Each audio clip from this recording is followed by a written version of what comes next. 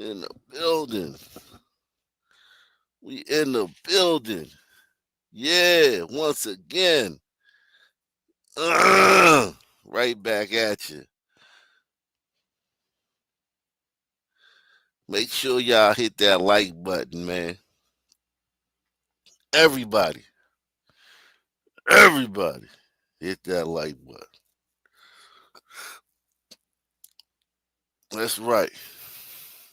We need 10 people to share this video. 10 people to share this stream.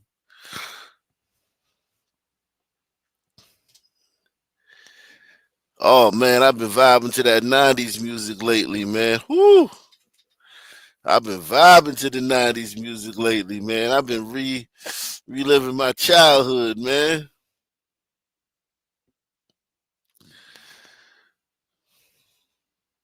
Dreamer, dreamer, life gets way. If you live too long, better someday. And you will. Listen, man, that was the best. That was the time, man. That was one of the best times for music, man. That was one of the best times for music, man. Back in the day, man. It gets no better than the 90s, man. Woo! So much nostalgia, man. You heard me? Nostalgia. Oh man, I was listening earlier. I was listening to some Jagged Edge. Definitely listening to some Guy. Let's chill, settle down. Then that's what I wanna do. Me and you. Hey man, yeah, I was listening to all that, man. Definitely listening to some Gerald Levert, Johnny Gill,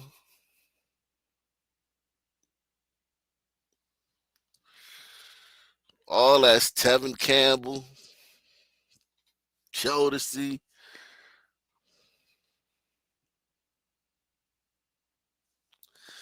The greats, man. So many to name. Too many to name, man. Too many to name. Keith Sweat.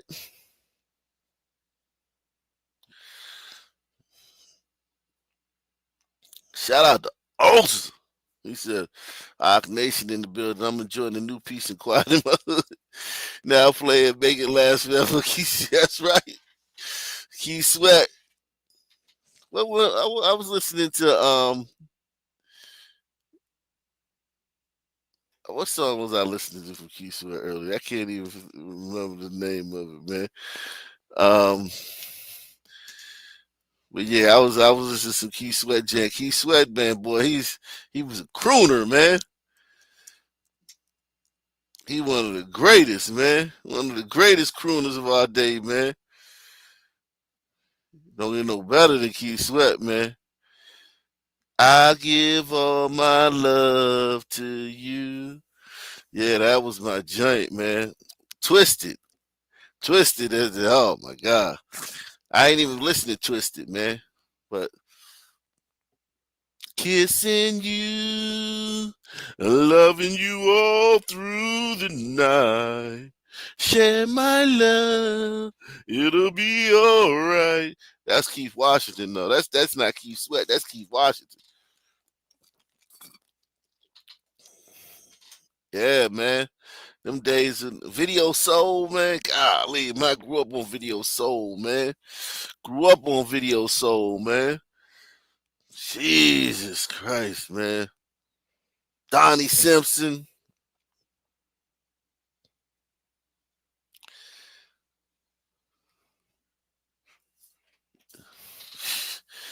Music was so soulful back then, man. I'm sure they got good music now, good R&B. I don't listen to no R&B now. I don't. I never heard Summer Walker. Never heard none of these people. Jockheads. I never heard none of these people. I never been interested to hear none of these people.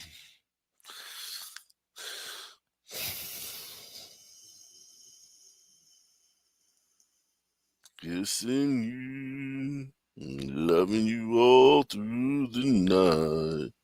Share my love, it'll be alright. Listen, man. He said he sent me the link with Sun Crimes from. Oh, really? Hold on, let me look for that right now, man. Let me look that up right now, man. I love them joints, man. She said you sent this to. Let's see. Said when did you send it? When did you send it, man? Sir L, when did you send it?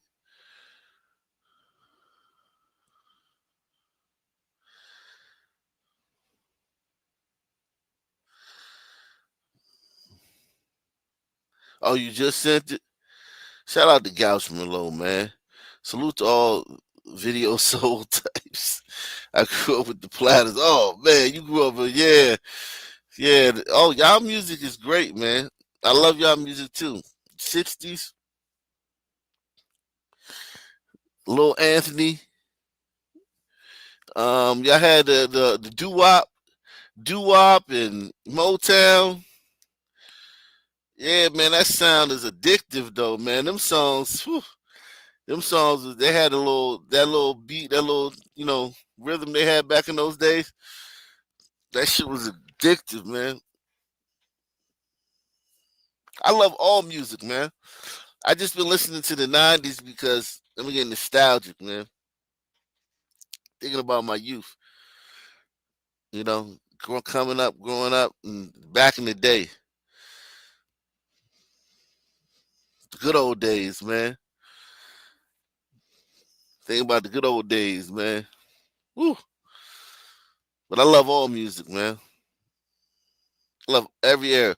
The '70s, the '80s, the '60s, the '50s, the 2000s. That's kind of like where it cuts off for me, man. I'm sure that happens to a lot of people. They get to a point where they don't want to listen to nothing new. I think I kind of like stopped listening to new music after like 2008. It kind of like was like the end for me, man. I really didn't. I mean, as far as like being a connoisseur of music, stop being like a connoisseur of new music after like 2008.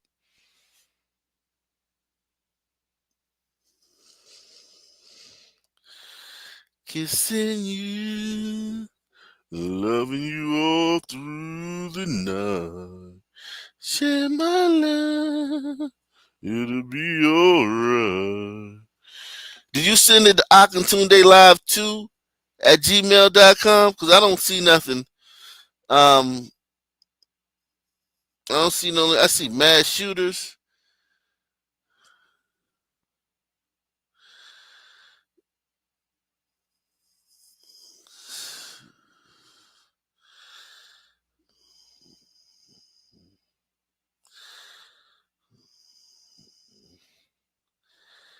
Um,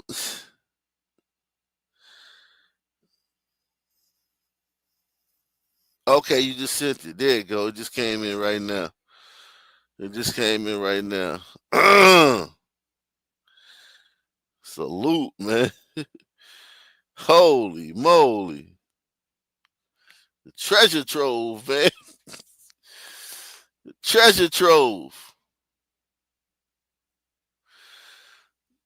We're gonna get to this, man. We're gonna warm it up.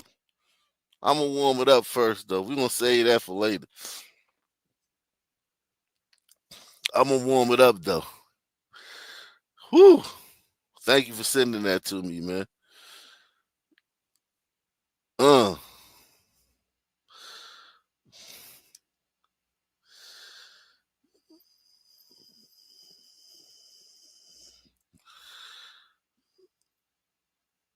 thank you. Uh,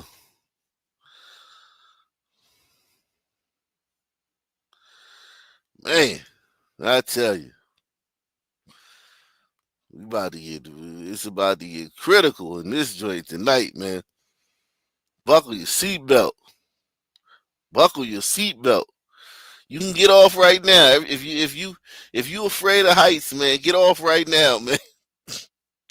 You can get off right now.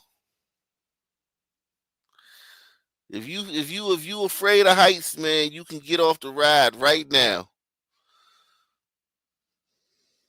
This is the final call, man. The final call. You can get off right now. We need 10 people to share this stream tonight, man. 10 people to share the stream tonight.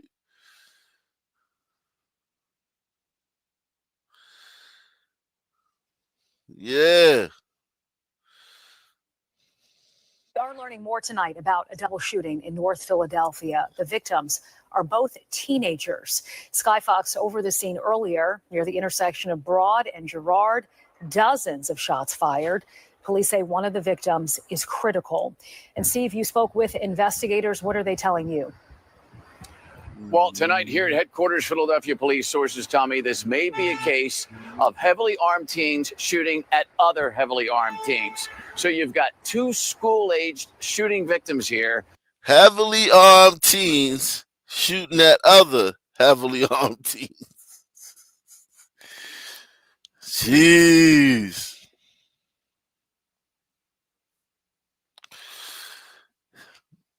Heavily armed teens shooting at other heavily armed teens.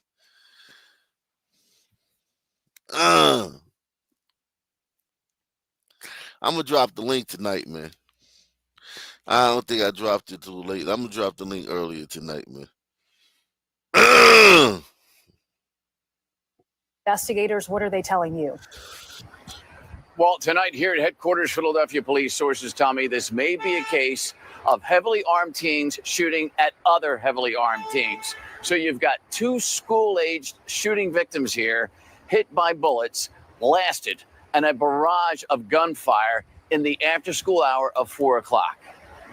I got out of school, I heard about at least like 30 gunshots. 30 of more than 50 shots fired. We know over 50 shots were fired from a semi-automatic weapon or weapons. It's a scary sight. Yes, it's a scary sight. All within sights of surveillance cameras. A 16-year-old male was shot in both legs. He was transported to Temple Hospital, stable condition. A 17-year-old male shot in both arms, both legs, and at least 2 times in the torso. He was transported to Temple Hospital also, and he is in critical condition. The 2 shooting victims were standing in a group of about 3 to 5 people, and it appeared that the shooters were intentionally firing into that crowd. The only description we have right now of the shooters is 3 males, all wearing dark-colored clothing, last seen fleeing on foot northbound on Carlisle Street from Girard Avenue. But no motive at this time for this double shooting. There was a semi-automatic handgun found on the scene. Now, that gun may have belonged to one of the shooting victims. We're not certain.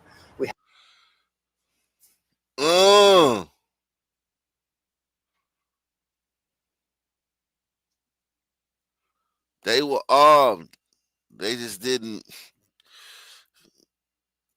They got caught slipping.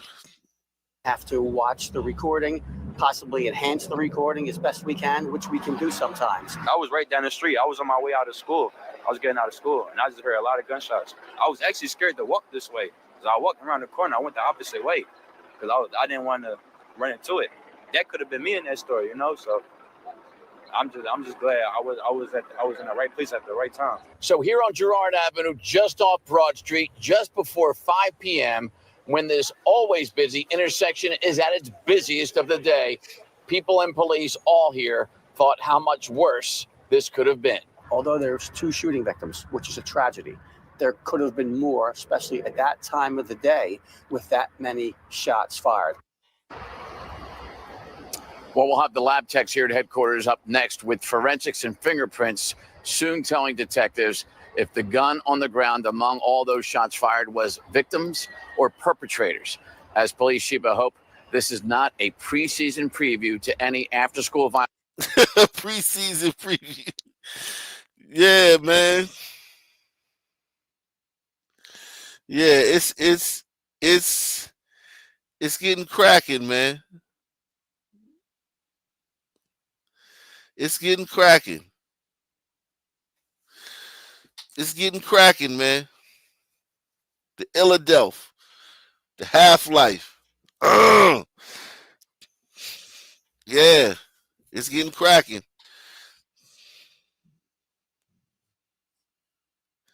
But the big story on Action News tonight is the investigation into two violent and unsettling crimes, both unfolding this past Friday night, just hours and just blocks apart. This is security camera video showing the second of those two encounters.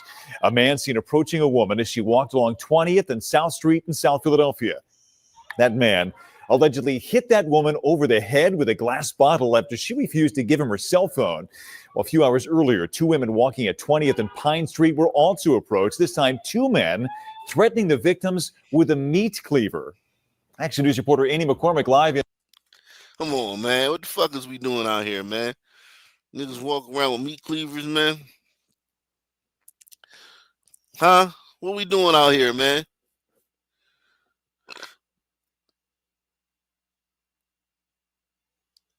Dudes walking around with meat cleavers, man. I can fix it, man. Make me king. I promise I can fix it. I will fix it, man. Make me king. You won't have no more problems, man.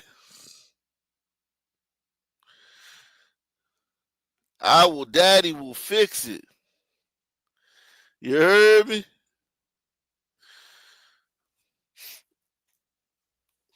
I'll fix it. Just give me a chance. Give me a chance. Shout out to my man Aster J, man. He said this last night. I didn't get a chance to get to it. He said, finally you said, no descendants of slaves have accomplished what sons of glider societies have accomplished. Yep. No group of sons have ever accomplished what the FBAs have accomplished. They need gliders. They needed gliders to hold their hand. But the big story on Action News tonight is the investigation into two violent and unsettling crimes, both unfolding this past Friday night, just hours and just blocks apart. This is security camera video showing the second of those two encounters. A man seen approaching a woman as she walked along 20th and South Street in South Philadelphia. That man allegedly hit that woman over the head with a glass bottle after she refused to give him her cell phone. Well, a few hours earlier, two women walking at 20th and Pine Street were also approached, this time two men threatening the victims with a meat cleaver. Action News reporter Annie McCormick live in Center City tonight. Annie, as of right now, please do not think those two crimes are connected. Yeah, and police say at this hour, Brian, that they are investigating these crimes separately. One of those incidents, a woman was attacked at a bus stop behind me. We spoke to her a short time ago. I needed to do anything I could to protect myself, and Damn, she got a dent in her fall. She the one who got hit with the bottle. That's not a bad-looking Philadelphia woman. I mean, don't get me wrong. If she was from somewhere else, she would look a lot better, but that's like a Philly 10 right there. Yikes.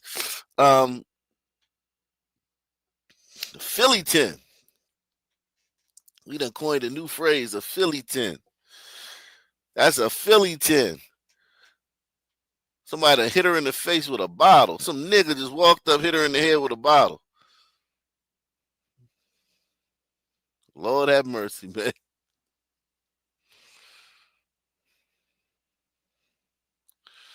We take that shit for granted, man. How many times this happens a day? How many times black dudes attack white women in the street? And yeah, you can say it's street crime. It's nothing personal. It's just street crime. How many times black men attack white women in the streets? Period. Whatever the reason is. We take for granted how often that happens. Behind me, we spoke to her a short time ago. I needed to do anything I could to protect myself, and I needed to fight him off. Those screams are from Sophie Corin as she tries to break free from a man bludgeoning her while she waited for the bus at 20th and South Streets. He started hitting me over the head repeatedly with this glass bottle, and I fell to the ground. Corin is speaking out about her attack to raise awareness. It happened last Friday night around 11:30. Corin's only 5 feet tall. You want to raise some awareness? What color was he? Huh? Raise all the awareness. Make us totally aware. What color was that motherfucker? What he look like? Since you trying to raise awareness, you ain't trying to raise no damn awareness. Speaking out about her attack to raise awareness. It happened last Friday night around 11:30. Corin's only 5 feet tall and 100 pounds. The lifelong Philadelphian is a musician who was returning home from a gig. Surveillance video caught the attack. That's definitely him. It's hard to see that image. He just attacked me with this bottle and left with it. He managed to rip off her necklace, but took nothing else. Philadelphia police are using this video in their investigation. They have asked us not to show the suspect in these still images because they are pursuing several leads. Don't show the suspect. What the fuck?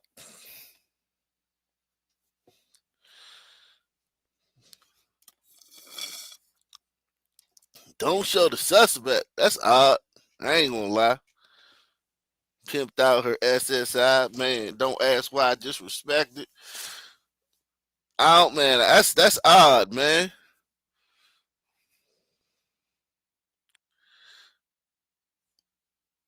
Several leads. I got stitches on my forehead. I have staples in the back of my head.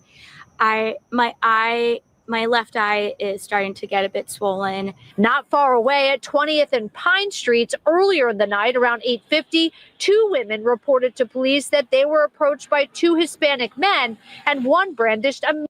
Okay. Hispanics. All right. We got Hispanics on the board.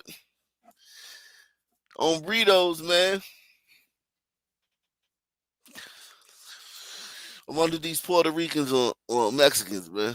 20th and Pine Streets earlier in the night around 8:50, two women reported to police that they were approached by two Hispanic men and one brandished a meat cleaver, demanding a wallet. One of the women threw her phone and fled. Both were not injured. And Brian, the victim also tells us that she is grateful to those people who heard her screaming and stopped and called 911. For now, reporting live in Center City, Annie McCormick, Channel 6, Action News. Brian. Yeah, she. Jeez.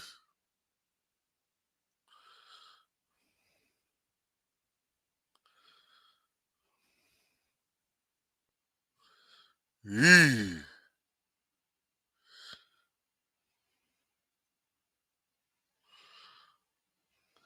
Jeez.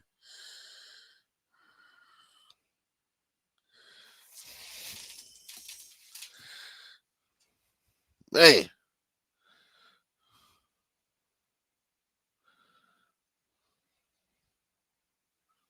Tonight, an East Side family is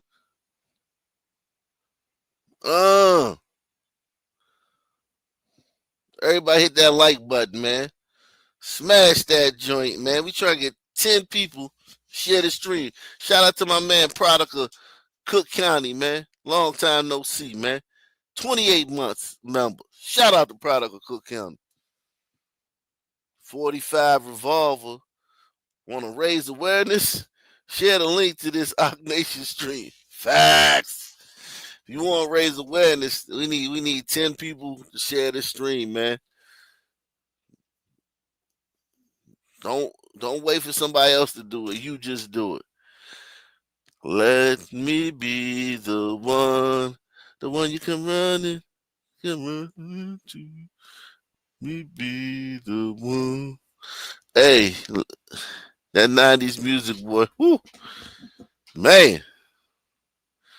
Tonight, an Eastside family is at a loss for words after 17-year-old Xavion Whitlow was shot and killed over the weekend. His family now telling 13 News he was a student at George Washington High School. Right now, here in Indianapolis, police are still investigating what led up to that shooting. Our Matthew Foltz sat down with family and friends of Xavion who say this was the type of violence he worked so hard to prevent. What is the storm coming? On her backyard porch, Not knowing this will be the storm. Sharon Cannon reflects on dark days. Worst storm of my life.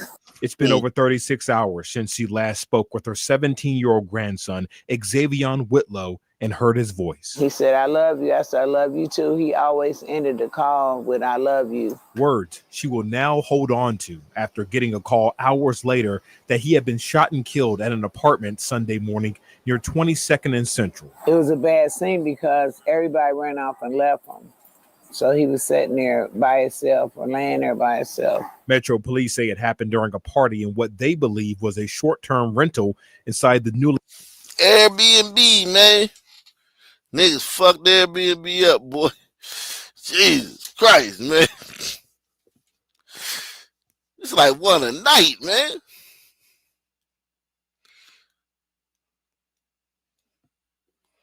Niggas ruin everything, man. They ruin everything. Now these people got a shooting at their Airbnb. Their Airbnb has been the scene of a homicide. And then soon the city gonna be like, man, there's too much violence at Airbnbs. We need to put restrictions on Airbnbs. Just like they've done in so many other cities, man.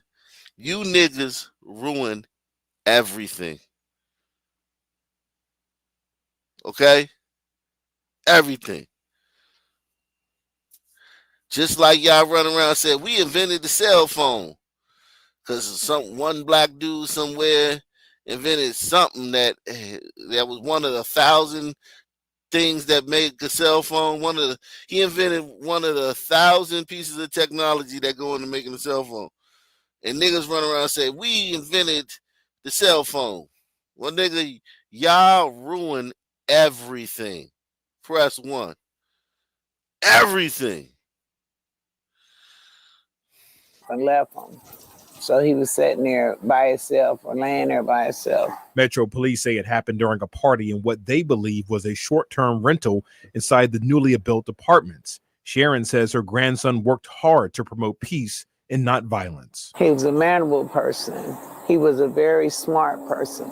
He's always, to me, been ahead of his times. He went to church. We belong to Restoration Church. X is what we call him. Not only did people think he was smart, but also a leader, according to Antonio Patton. He's a local activist that created barbershop talks where young teens could come and have an outlet. Xavion was part of that program. I was a mess. Woke me up early this morning. Instant tears, man. Heart broke, devastated, couldn't believe it. Now, family and friends have to. Barbershop talks. Men from the community coming, giving these young brothers a place to, dialogue and talk about their issues and what's going on.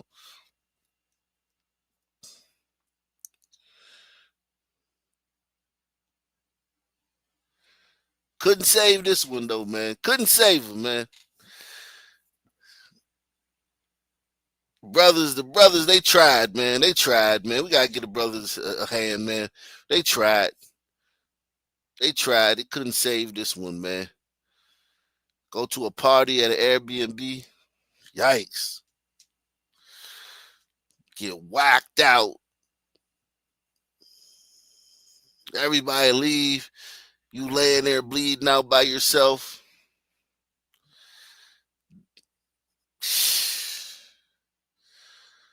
Xavion was part of that program. I was a mess. Woke me up early this morning. Instant tears, man. Heart broke, devastated, couldn't believe it. Now, family and friends have to lay to rest a teen taken at just 17. While they search for answers into why, his grandmother has this message for the shooter. And not only have you hurt us, you hurt your own family, because they will be affected by this just as much as we will. So you do the right thing, young man. Hurt, they hope. So naive, so old and so naive. So old and so naive, man.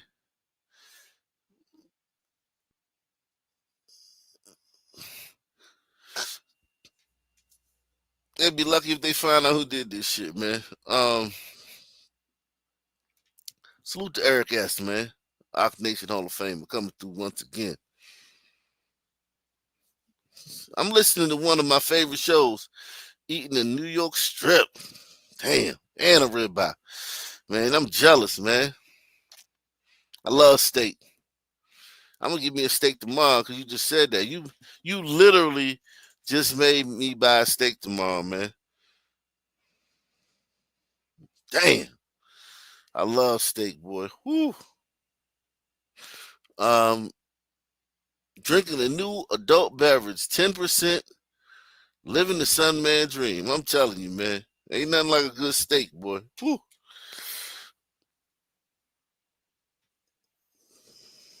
Can eventually heal with time. Reporting in Indy, I'm Matthew Foltz, 13 News. And Xavion would have graduated high school next June. We're also working to learn more about the unit where the shooting happened from the apartment complex's leasing office. They sent us a statement, which you can read at WTHR.com.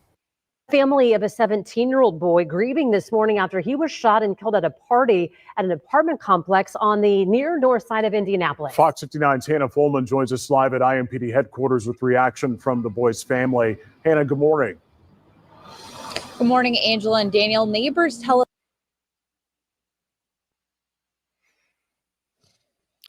Is that Hannah or is that a guy? Is that Hannah or Henry? I'm hoping that's really a Hannah, man.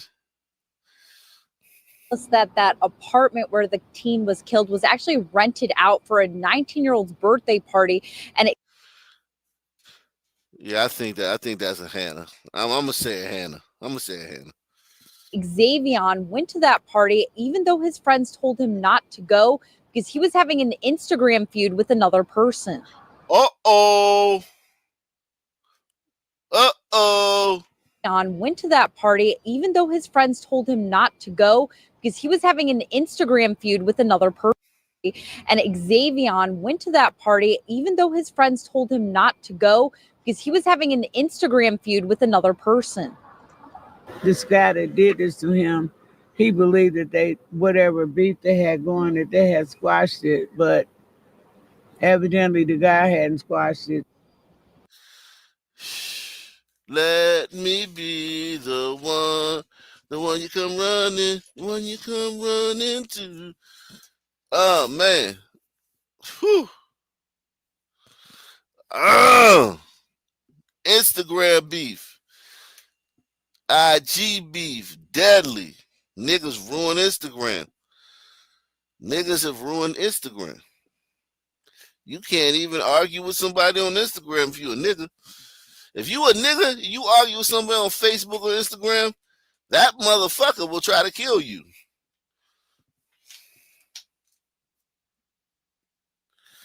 Do they always kill the person? No. But that motherfucker will try.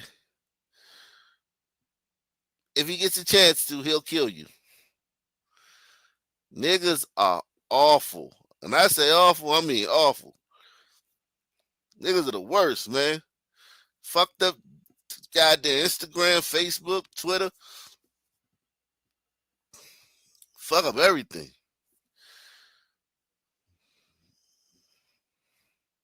Hey. This guy that did this to him, he believed that whatever beef they had going, that they had squashed it, but evidently the guy hadn't squashed it. IMPD tells us they were called to this apartment complex you see on your screen now, the Grounds Apartments on North Central Avenue around 2:30 Sunday morning. The first time they showed up, they couldn't find evidence of a shooting. They were then called back a second time and soon discovered a teen lying dead on the 4th floor. The victim was identified as 17-year-old Xavion Whitlow. Witnesses told his grandmother, who you just heard from. So there's a party. The police showed up one time. Everybody was gone. No evidence of a shooting. They were called. They left. They called back a second time and they discovered the body. Think about that nigga. That nigga got shot in a room full of people, a party. Everybody left.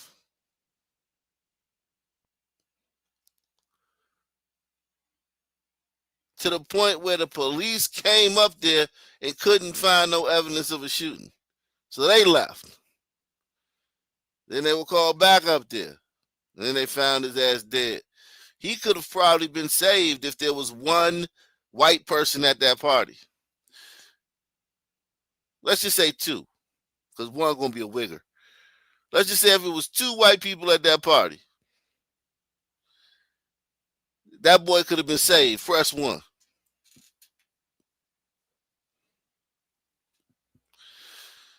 Jeez.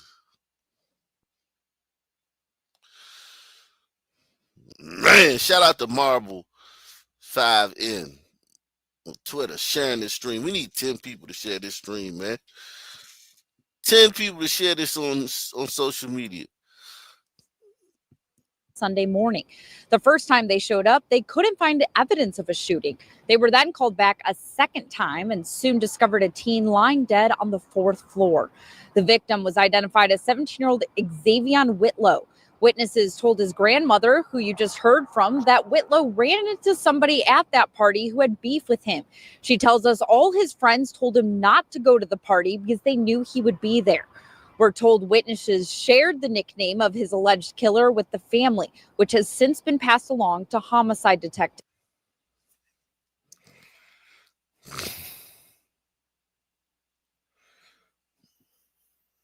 But now they need somebody to come forward and testify, or somebody to point out the shooter.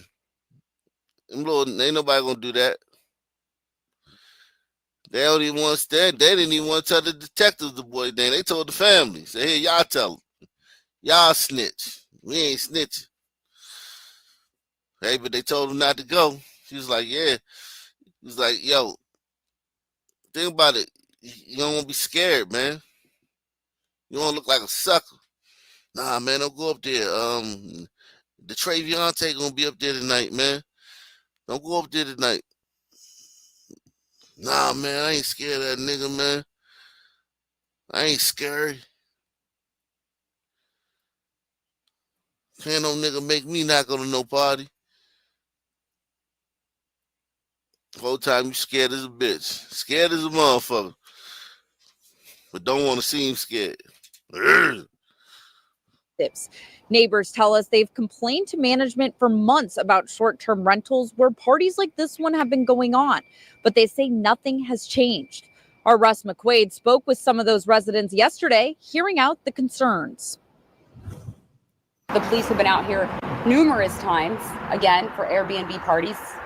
We had a very candid conversation, essentially me saying it's not a matter of if it happens, and it's just a matter of when. We reached out to the apartment complex, but they did not get back with us yet. We also did take a look at the city's short-term rental registry, and it does not list either of the addresses that neighbors talked about on that registry. Of course, we'll keep you updated as we continue to learn more about this shooting that unfolded over the weekend. For now, reporting live downtown, Hannah Fulman, Fox 59 News. Right. Good Sunday evening to you. I'm Cheryl Mercedes. Thanks for joining us.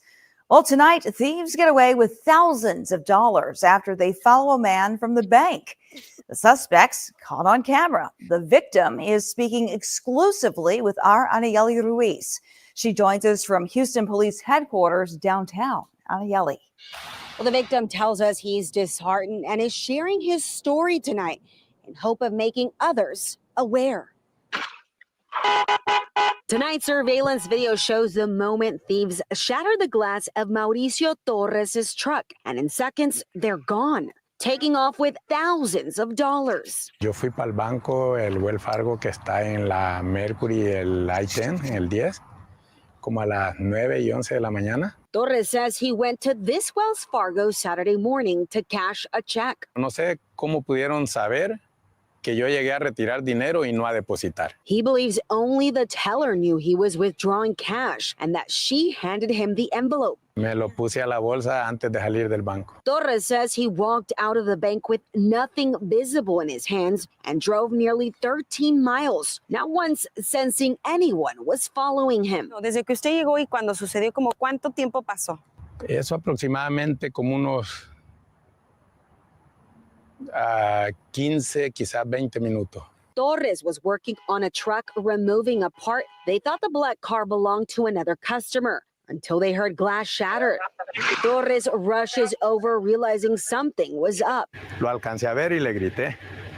Pero ya para cuando yo le grité, él quizás ya había agarrado el dinero. Torres says he threw a tool at them, but it was too late. The thieves sped off. He ran to his truck and realized they had taken the envelope from the center console. $8,000 gone. ¿Cómo cuánto trabajo es para usted eso?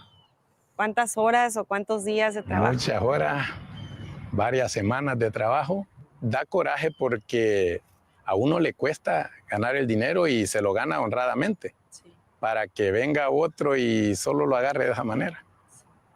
¿Entiende? O sea, da coraje.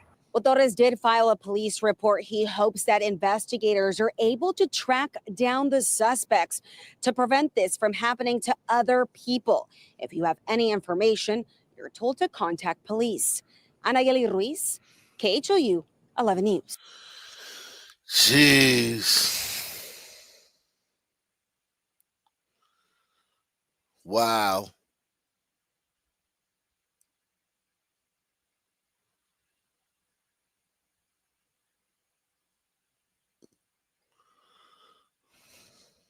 A woman says she drove for hours to attend a concert at the Rose Bowl in Pasadena, only to be brutally attacked and knocked unconscious. And the whole disturbing attack was caught on camera. Rachel Medetoff live in Pasadena with details. Rachel. Micah shared the video getting a lot of attention. Many people commenting online saying the event was really packed. It was hard to move about the aisles. And they're now calling into question the venue's security. A brutal beating caught on camera in the middle of the Rufus Du Sol concert. The victim says she was there for a night of fun and electronic music, and suddenly things turned violent. She says a fellow concert goer a few rows ahead of her became irate after her friend accidentally spilled his drink. She says they apologized repeatedly, but even so, 30 minutes later, he returned to her section and punched her square in the face, causing her to black out on the ground. Her fiance, she says, also sustained some blows to the head, trying to shield them from the attacker. No one's coming to a concert to, for that interaction, of course. Everyone's coming to have a good time. The video now going viral online. Police confirm a report was filed and they're looking for the man in the video. Even so, it has many wondering about security, drug enforcement, and the number of people present. I literally had people pressed up against my back, all blocking that entire walkway. So crowd control was non-existent. Christina Molina attended the show with her daughter. She was seated a few rows behind the victim. Molina says the aisles were jam-packed and she saw people openly doing drugs. She wonders whether one or both of these factors contributed to the violent attack. I've never seen any venue that has allowed the people to just stand there in the walkways. It's a hazard. They had multiple security companies working the venue. It wasn't just one vendor, it was multiples, and the left hand didn't know what the right hand was doing. The victim is bruised and sore, but she's okay. She's hoping maybe someone watching this tonight will be able to identify her attacker. Anyone with information is asked to call Pasadena PD. That's the latest from Pasadena tonight. I'm Rachel Menetoff. I'll send it back to you in studio. All right, Rachel, thank you. The man. Wow.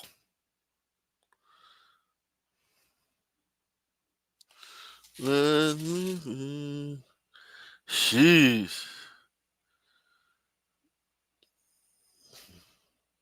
Police are looking for the gunman who shot and killed a woman during an attempted robbery in Bridgeport over the weekend.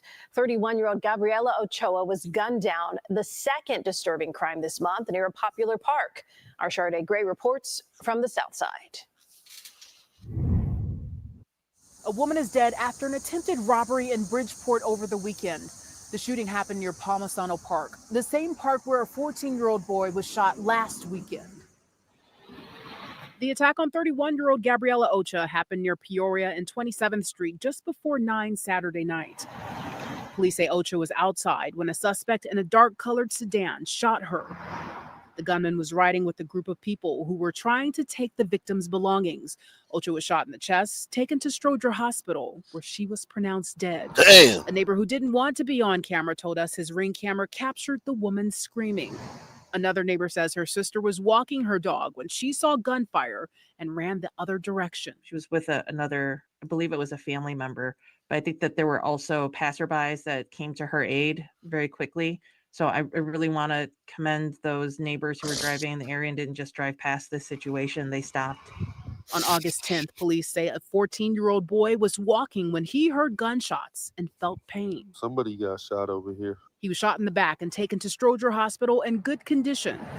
Police say he was unable to provide details of the incident. 11th Ward Alderwoman Nicole Lee says they've had a series of escalating attacks in that area. 2 back-to-back, I think, is not normal. It's absolutely not normal for us here in the 11th Ward. It definitely has everybody, I think, a bit on edge. Which is why Alderwoman Lee is asking her residents to speak up and share surveillance video.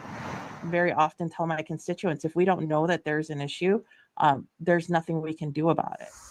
Police say no one is in custody for both shootings. Reporting in Bridgeport, Sharday Gray, CBS News, Chicago. Jeez. Salute to Louis Barrow, man. Shout out to Louis Barrow. He says, when a girl gets beat up by a man in the presence of her boyfriend and he can't protect her, does she lose attraction to him? Of course she does. Of course she does. Of course she does. Yeah. And it depends on the woman though, but like if she like, yeah, gonna lose attraction. Yeah. Yeah, definitely, man. Some kind of, even if she lied, say she didn't, she's gonna lose attraction. Wow. But that was a white boy knocking her out. It looked like she was a Latina or something. The white boy knocked her out. Yikes. We do have a sad update to a story we first told you about last week. A 9-year-old boy with autism, critically injured in a fight at a CTA Green Line stop, has now been declared brain dead. CBS News Chicago investigator Tara Molina has more on the investigation from the West Loop. Chicago police are still investigating this right now. They still haven't identified the 2 men involved in the attack that led up to all of this. The 9-year-old boy's parents both talked to me over the phone, but didn't want to go on camera. Big Smiles in Lake Michigan, a favorite place. 9-year-old Elijah Flores loved singing and dancing, a big Michael Jackson fan, according to his parents, who told me on the phone Elijah loved superheroes, and now he'll be a superhero for other children as an organ donor. He was with a family friend here at the Clinton L stop in the West Loop on Sunday, August 10th. Police say 2 men got into a fight with the 22-year-old family friend and hit him in the back of the head, falling down the stairs here. 9-year-old Elijah fell too. He hit his head and was seriously injured. Rushed to Lurie Children's, his family says the fall caused life-threatening brain trauma, and he was just declared brain dead. The 2 men ran away, and police are still looking for them. His family is raising money on GoFundMe to pay for his medical expenses and funeral plans, telling me on the phone they're in direct contact with police and hope they find the men behind this. Police and the state's attorney aren't saying how charges could change based on the latest, but we took a closer look at crimes on the CTA and found while we saw higher crime numbers at this point in the year last year and back in 2022, both aggravated batteries and aggravated assaults are the highest we've seen in this time frame. Again, Chicago police are still investigating this right now. The CTA didn't have anything to share with me today. Reporting outside the Clinton L stop in the West Loop, I'm Tara Molina, CBS News Chicago investigators. Tragedy strikes a Milwaukee family twice in less than a year. Two sisters are now dead, one killed in a hit and run, the other surviving only to be gunned down last week. Jesus Christ. In Milwaukee's where they don't enforce traffic violations in Milwaukee. They let niggas drive any kind of way in Milwaukee. So yeah, that's a very common way to die in Milwaukee by hit and run.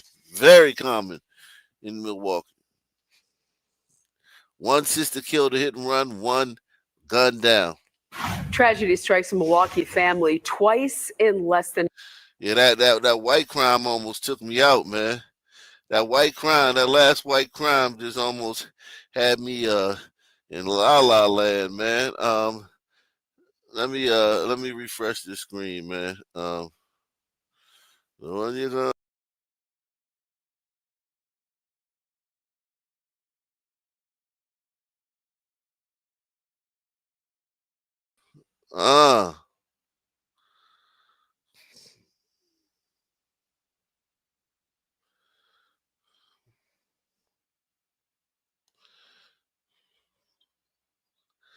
Yeah, link is in the description, man. If you want to come up, link is in the description.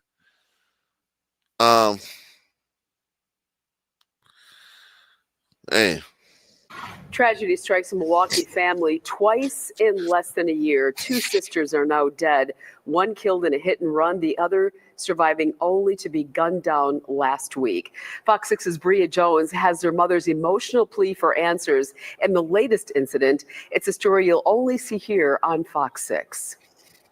The streets of Milwaukee have taken so much from this family. Martha Dunmore is processing the unthinkable. Her 3 youngest children all gone. This is like the 3rd time. Jesus Christ.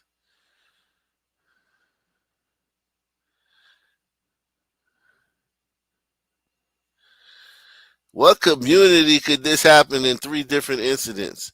Like, yeah, this could happen in the white community in just one foul swoop. In the black community, it happened in 3 different incidents. Yikes.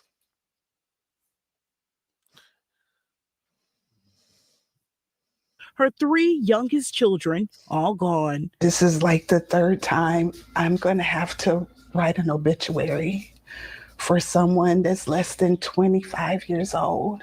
Just days ago, she says her 23-year-old daughter, Delisha Dunmore, was shot and killed near 42nd and Hope. The devastation coming almost a year after a now convicted drunk driver who left the scene hit Delisha and ended her younger sister Talisa's life at 20. I'm trying to be grateful for the life that I had. I could have buried 2 children back then, but now I'm burying her. Dunmore says she's finding solace in knowing the 2 are reunited with her sister Leah, who died from cancer in 2019. Wow. Oh my Dunmore babies, they gone. Wow. Yo, this woman has gone through it, man. My Lord. Jeez.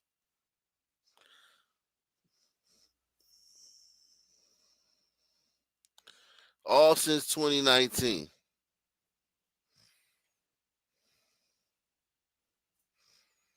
My God. You think you having a bad day? You think you going through something?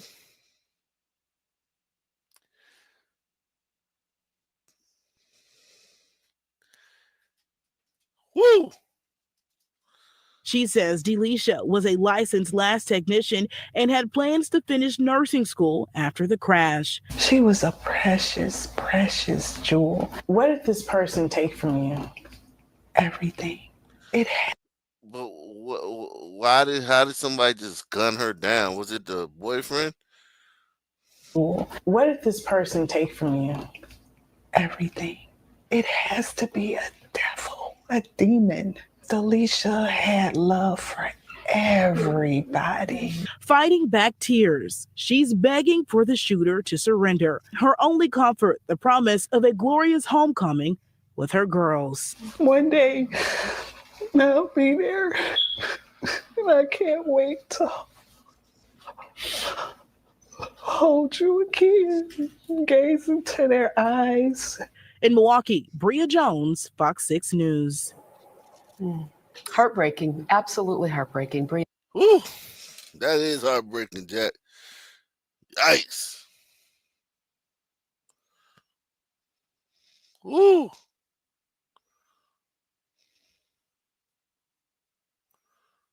I'm on a bow shot. Details in the case of a missing teen found dead in Detroit. Police say they now have 2 people of interest in custody, but many questions remain. Police found 15-year-old Lawrence Dow's body at a cemetery on Detroit's west side last week, and it was just 2 days after his family had reported him missing. And today, the chief gave an update on the investigation. Let's get live to Fox News' Tanisha Cordell. She's following the latest developments and joins us from outside DPD headquarters. Tanisha, what more can you tell us tonight? Yeah, well, getting back to those 2 persons of interest, the chief telling us that these are adults in their 20s, maybe even 30s. He even referenced saying they had, quote, shady backgrounds. Now, he didn't specify the connection between these 2 persons of interest, these adults, and Lawrence Dow, 15-year-old, but he did say that Dow was hanging out with these adults. Now, I want to back it up here just again to lay out what happened and what we do know. Again, you mentioned Dow's body found at a Detroit cemetery on the west side near Lasser and 7 Mile. He'd been missing again for 2 days. His family and police searched for him in a park nearby where someone said they dropped Dow off. Now, it was a passerby visiting a loved one at that cemetery who found Dow's body. Police saying he was wearing a mask and gloves. But guys, this is what else we learned today. Shortly after that nigga had on a mask and gloves when they dumped his body. Damn, he died a YN. After Dow's body was found, one of the persons of interest turned themselves in. Then another, we learned, was taken into custody just on Saturday. Again, Chief Bedison didn't specify the connection between them and Dow, nor did he confirm what actually happened to Dow, the cause of his death. But he did a hit on cracking down on gun violence and gun activity citywide, really beefing up the consequences for anyone involved. Individuals, not just teens, but individuals in their 20s and 30s that are out there gang banging, and they need to know that we're not going to tolerate it. And I will bring the heaviest prosecution from the U.S. Attorney on a fed level, state level, however I can get you. If I can't get you for the case itself, we'll charge you for the bullets and the guns. When I have a 6-year-old, it's little Riley. When I have little Samir Grubbs, a 4-year-old getting shot and killed in Detroit, when I have that, I'm going to utilize every resource. And so the U.S. Attorney has been steadfast and has dedicated additional attorneys to go after gun violence and gangs in the city of Detroit. He like, man, don't worry about it, Trump. I got it. Trump. He tried all these, they try to take care of it, man, before Trump come, man. We got it, Trump. Don't worry about it. You don't need to come here. Salute to Deluxe 247, a.k.a. Cal Ripken, a.k.a. the real MVP, coming through once again. Man, they killing 4-year-olds and 6-year-olds. You niggas are awful, man. You niggas are demons. Like that lady said, it must have been a demon. You niggas are demons. And that's what we're going to do. Now, we were told of plans to submit warrants for, the persons of interest to the prosecutor's office today. Again, keeping you updated on that. But again, the chief really not shying away from sharing any mugs of those connected and behind violent crimes like this one and another violent shooting the chief referenced over the weekend. I mentioned, guys, he's just really not holding back. And really, neither is the city. It's pushing out and rolling out a new alert system for missing persons, one that the chief said would have definitely come into play and been used in the case like this one with 15-year-old Lawrence Dow, who was missing for 2 days. Roop. And that new alert system that you're talking about that was pushed out today is quite interesting because it is almost like a made-to-order alert system for those who feel like their kids could be at risk. Talk about how it would work. Yeah, so really, they're not waiting around, right? But with the eligibility and the criteria for an Amber Alert that's more statewide, nationwide, it's more local. The chief saying this is for Detroit. So if they find out and are aware of anyone missing or in danger, just really anyone that's reported to the city and to DPD, that's going to go out immediately. Anyone subscribed through the Detroit 365 alert system, you can sign up for these new Emerald alerts, and it's just going to go straight out to your phones and you'll be alerted immediately. Roop, they're saying this is just a way to get the community more involved and aware to crack down and help find our most vulnerable. And we'll be sniggity. Whew. Man, we got some lynching stories you got to get to. Some ancient black crime, man. I can't get to it, man. It's too much going on, man. It's too much going on right now. There's a shooting at a repass in Philadelphia. I mean, in Detroit. A shooting at a repass. Didn't we already have a shooting at a vigil today? Did we already have a shooting at a vigil? I can't remember. So much has happened. But this is a shooting at a repass in Detroit. 7 News Detroit starts right now with a breaking news alert. That breaking news on Detroit's east side, a triple shooting after a repass at a park. Gunfire rang out around 8 o'clock as people gathered at Latham Park at Seneca and Moffett. 7 News Detroit reporter Brett Cast is live from the scene. And Brett, one person has died, 2 others injured in this shooting. What do we know? Yeah, well, Mike, this was a pretty wide, large scene here on the east side of Detroit, as you said, at Seneca and Moffett. Behind me is just kind of some of what we can see. There's the park over here. That's where a number of the shots, most of the shots were fired. But we know there were 2 other locations near here in the street and elsewhere in this kind of neighborhood where these shots were fired. Now, again, as you mentioned, a man in his 30s was killed, 2 women in their 20s shot, and this all happened during a repass. We do know from police they're looking for a Chrysler 300. They believe it's burgundy color with a flat tire that was involved in this shooting. Right, a Chrysler 300. All right, so now we know who did it. Now that we know who did it, shout out to Barry B, man. Barry B is in the building. We need 10 people to share this stream on social media, man. 10 people, man. If we get 10 people to share this stream, that'll be wonderful, man. We did pretty good on the last stream.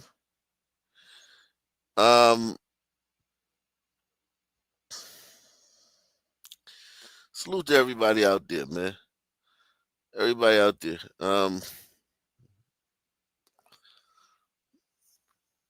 We did good on the last one, man. I think we had what? 1, 2, 3, 4, 5. We had 20 people share the stream, man. 20 people share the last stream, man.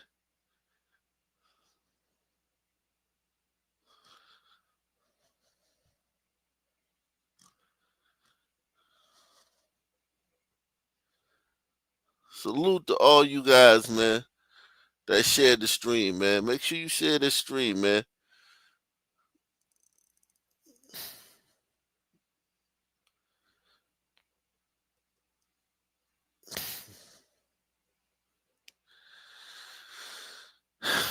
Repass. Repass is after the funeral, right? Repass is after the funeral. So you just laid somebody to rest. Most likely somebody who got killed by gun violence. Son violence. You're eating. You're having a good time, you know, because, listen, we turn the page quick. Black folk, once you go on the ground, man, we turn the page, Jack. It's party time.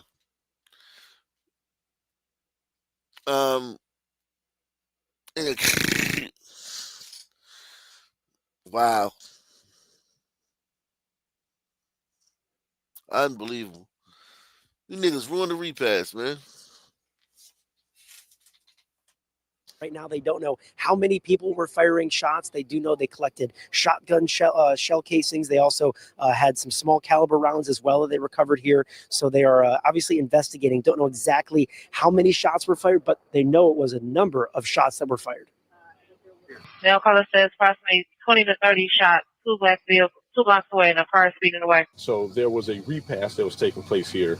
I would assume that it was family members as well as friends, acquaintances that were here, and they were just drove up on and fired at. You have a rough estimate how many people were firing? At this time, we have 3 different locations where we found shell casings, but I don't know how many people were firing. Now, if you heard that initial soundbite there from the Broadcastify, it did say later, though, in this park, a police officer was asking to shut it down because they counted over 100 shell casings in that park. Again, that was just on Broadcastify, but I did ask the deputy chief if that number sounds accurate, and he says he wouldn't be surprised if there were over 100 shots fired here today on the scene on the east side of Detroit. So right now, they are still looking for whoever was involved in this. Again, they saw that car, a Chrysler 300 that they believe has a flat tire. So if anyone knows anything, has any information, they're asking that you contact Crime Stoppers at 1-800-SPEAK-UP. But for now, live on the east side of Detroit, I'm Brett Cast, 7 News Detroit. Definitely.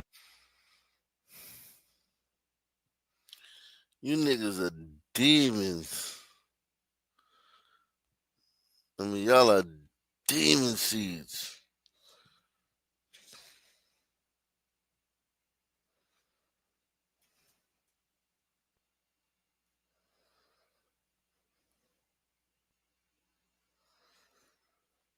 Demon seeds. Details in the case of a missing teen found dead in Detroit. Police say they now have 2. Tonight on The Edge, we're following breaking news on Detroit's east side. One person is dead after a triple shooting in the area of Moffat and Seneca. Fox 2's Jessica Dubnak joining us live from the scene with more. Just what happened out there? Well, I got to tell you, this is pretty incredible. We're told that possibly upwards of 100 shots were fired. Now, we're winding back to a little bit ago when they were dozens of people were celebrating a repass, a funeral, a celebration of life here on Detroit's west side at Moffat and Seneca. Right behind me, actually. We can't see the park where they were at, but beyond me, all kinds of evidence markers. We're told that apparently as this celebration of life was going on earlier today, a car pulled up and unloaded gunfire into the crowd. We're told that 3 people were shot. A male victim in his 30s has died from gunshot wounds that he suffered out here earlier today. 2 women were also shot. We're told they are in temporary serious condition at this point. Now, Detroit police saying that they are looking for a vehicle in connection to this shooting, a burgundy Chrysler 200 or 300. It's unclear exactly what make, but definitely a Chrysler, a burgundy Chrysler. And as I said earlier, possibly upwards of 100 shots fired as these mourners gathered out here earlier today. Detroit police say that there were shell casings from 3 different caliber weapons, so possibly 3 weapons involved in all of this, but just a really sad situation. We don't know a whole lot of who the repass was for. We do know it was a 22-year-old that was actually murdered in Detroit recently. There are some rumors that are going around that this is possibly a retaliatory shooting or something like that, but Detroit police are keeping those details very close to the vest tonight. Again, a short recap: 3 people shot here on Detroit's east side. 1 male is dead and 2 females in temporary serious condition. Police are actively looking for those suspects. Remember, it is a Chrysler, a burgundy Chrysler 200 or 300 that they're looking for. So for now, reporting live in Detroit's east side, Jessica Dubnak, Fox 2 News. Jess, we just had the chief in here speaking with Roop earlier this evening, and one of the things they talked about was this gun violence and stiffer penalties for this. Jess, you hear 100 shots possibly fired, and it's incredible to think that only 3 people were hit. Yeah, absolutely, Amy. And it does appear that we're hearing some gunshots in the area. So we're going to send it back to you right now. Get safe, Jessica. Thank you so much. Appreciate you. The Edge at 11 starts now. Tonight on The Edge, we're following breaking news on Detroit's east side. One person is dead after a triple shooting in the area of Moffat.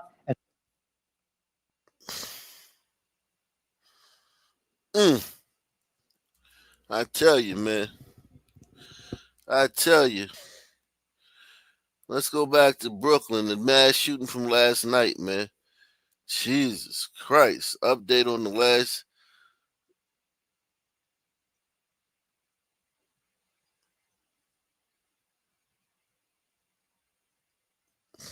Jeez.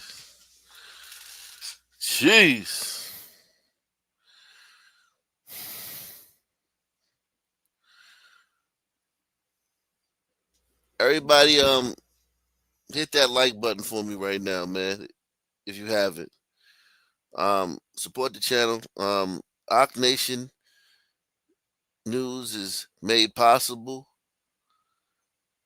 by contributions from viewers like you. Thank you. The community held a vigil at the lounge in Crown Heights where grief poured into the street. And tonight we have learned one of the victims, a man from West Africa, was at the wrong place at the wrong time. Naveen Dhaliwal heard from his uncle and community leaders. On Monday night, the Taste of the City Lounge still blocked off by police tape with flowers set aside. A grim reminder of the horror that happened inside early Sunday morning. And we pray, above all, that we may never see this kind of devastating violence again in our community. Earlier today, just steps from the lounge, city and religious leaders, along with neighbors, gathered, providing comfort and hope. Bullets destroy, and they hurt those who we love. It was around 3:30 a.m. Sunday when police say a gunfight broke out inside the lounge. 3 people were killed, including 2 of the gunmen and an innocent bystander, Amadou Diallo, a 27-year-old from West Africa. Through a translator, his heartbroken uncle described him as hardworking, hopeful, and says he was chasing the American dream. He was doing the delivery, DoorDash and Uber, gaining his life like with honesty, without stealing nothing. He was just going home. He was on his bike. Investigators say 11 others were wounded in the chaos as bullets sprayed across the room. Forensic evidence, including 42 discharged shell casings recovered from inside and outside the lounge, is being analyzed. Anti-gun violence groups stepped up to provide a sense of safety. We have men and women whose job it is to get on the streets, get into the trenches of where the area is to prevent the retaliation. Gun violence in this area is down 62%. It makes me feel like the work that we put in is nowhere near where we need to be. Police are still searching for 2 other gunmen, while community leaders are pleading for the end to the cycle of violence that has shattered another Brooklyn neighborhood. In Crown Heights, Naveen Dhaliwal. Crime is down. Gun violence is down 62%.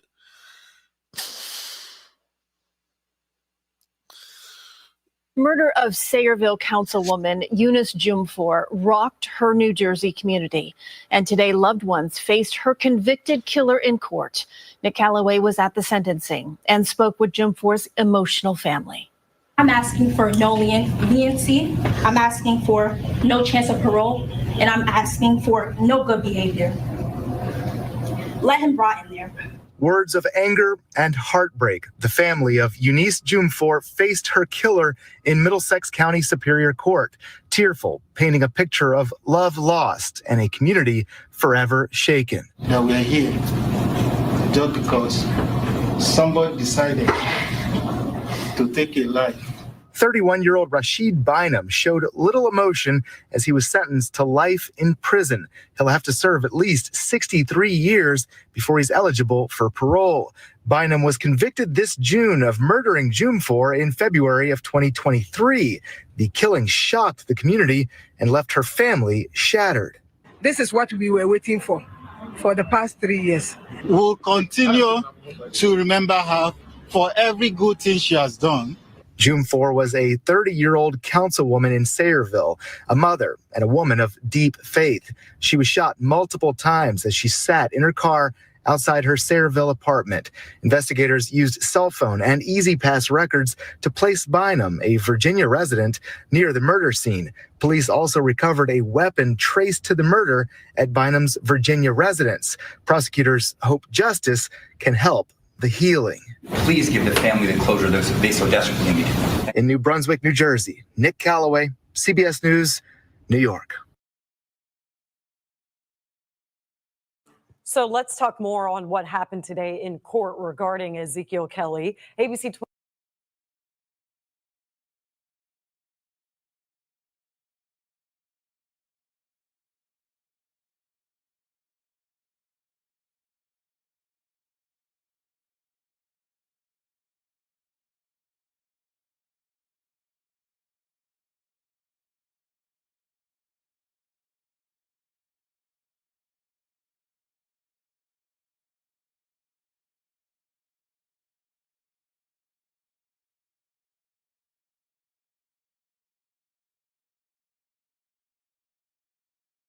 What's happening, guys? Great show so far.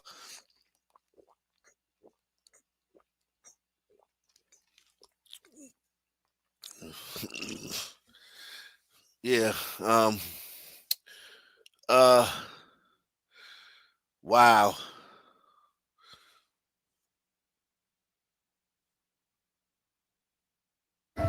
Now 11, a year after a group of armed robbers terrorized dozens of convenience stores in the Seattle area, we learned new tonight the last outstanding suspect finally behind bars. Glad you're with us. Hi, everybody. I'm Michelle Esteban. KOMO's Ryan Sims has been covering these robberies, Ryan, since they happened last fall. And police say this newest suspect, Ryan, was he just 17 years old at the time? 17 years old at the times of these alleged crimes by him. He's now an adult, meaning he will be facing and is facing 10 counts of felonies with regard to robbery, all as other members, alleged members of his group, have been behind bars since last fall.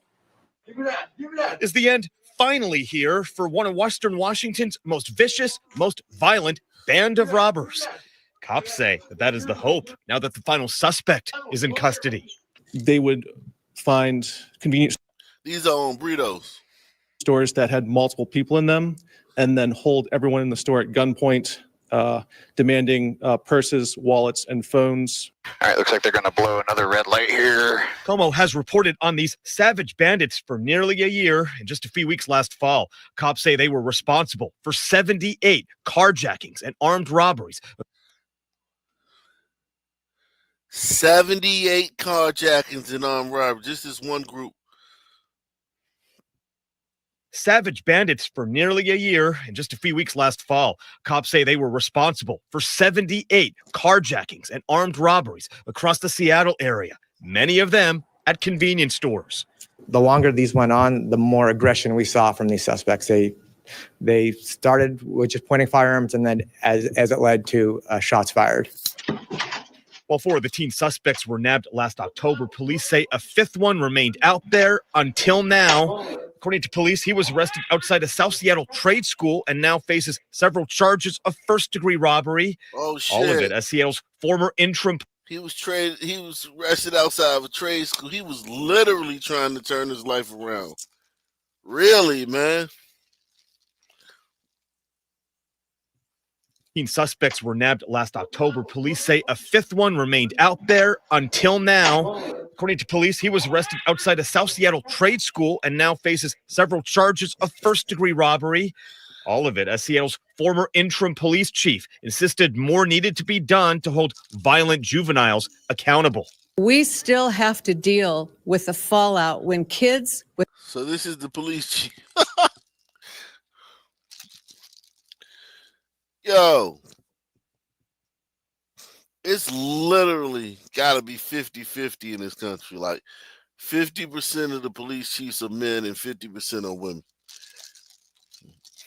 This is crazy.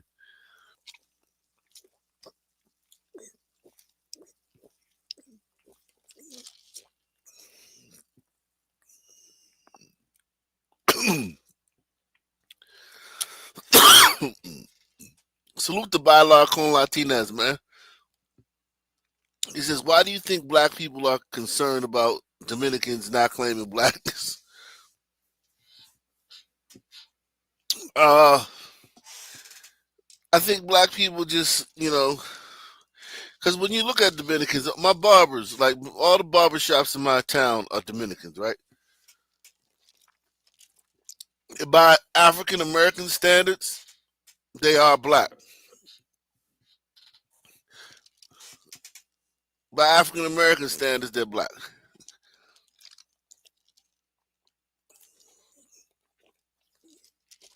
You know what I mean? The threshold for being African American.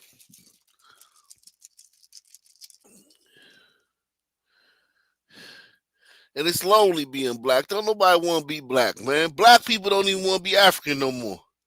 Black people saying they're indigenous. Black people running from Africa. They running away from their African heritage. Dominicans running away from their blackness. Nobody want to be black.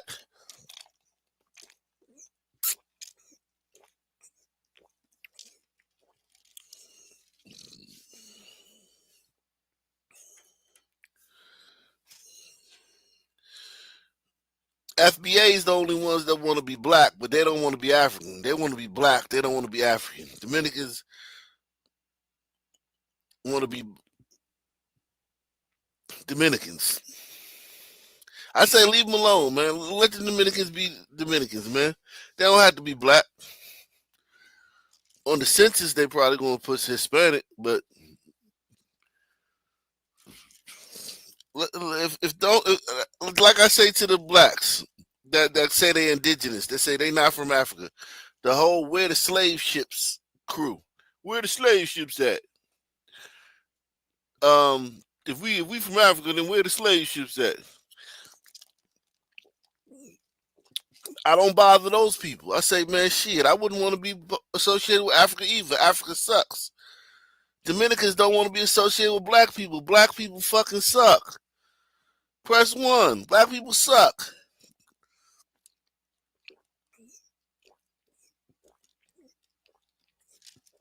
And Dominicans not being native to America, they come over here like, oh, you trying to put us in this group? No, fuck that. Nah, man, we ain't, don't put us with those motherfuckers. We ain't with them. And they not. They not with us. Leave them alone. Let them be. Don't force them to just have to fucking slum with us. Black people fucking suck.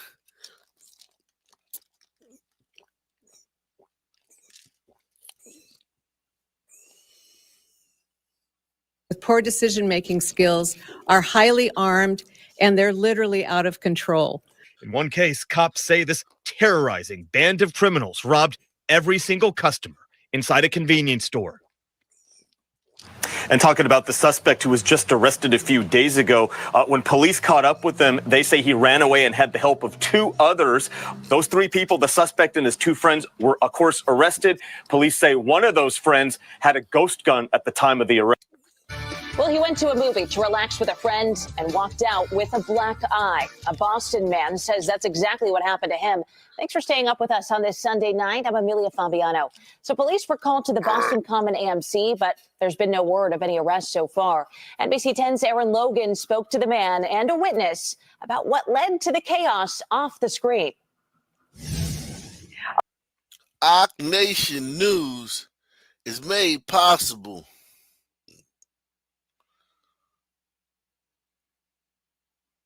by contributions from viewers like you.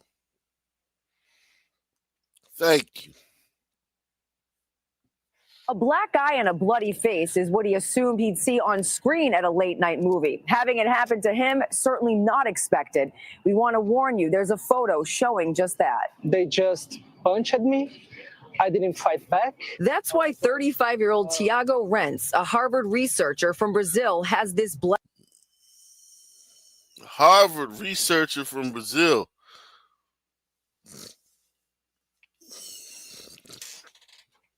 They just a punch me. He thought he was Italian or some shit. They a punch me.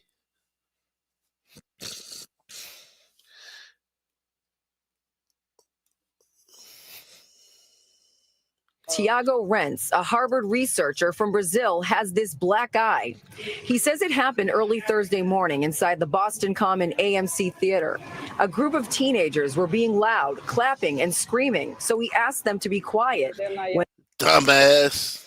Listen, man. You gotta be smarter than that, man. You gotta be fucking smarter than that. And I know sometimes you with your lady and your dumbass lady be like, tell them to be quiet. You tell your lady, man, shut the fuck up, bitch. If your lady tell you some stupid shit like that, you tell her to shut the fuck up.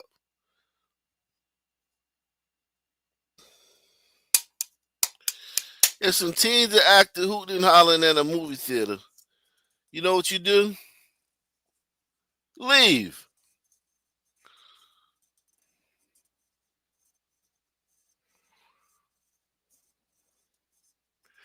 And don't make a show of it that you're leaving too, because then they might fucking feel offended by that. Just leave.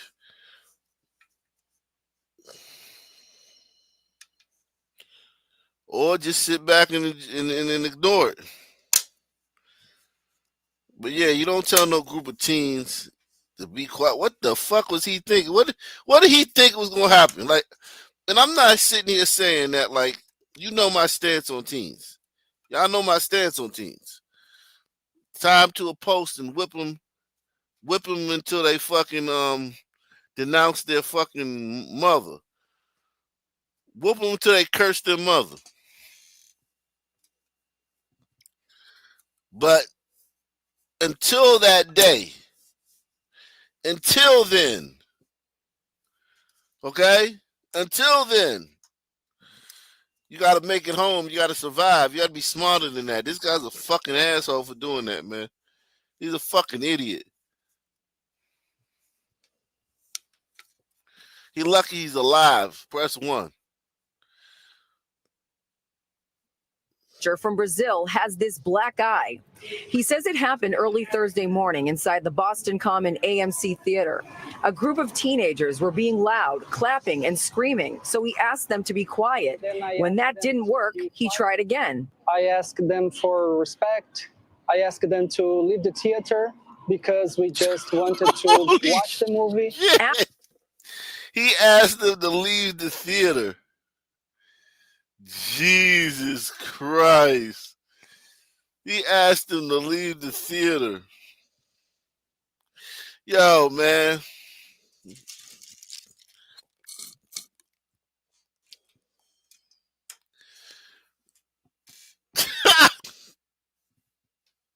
Salute to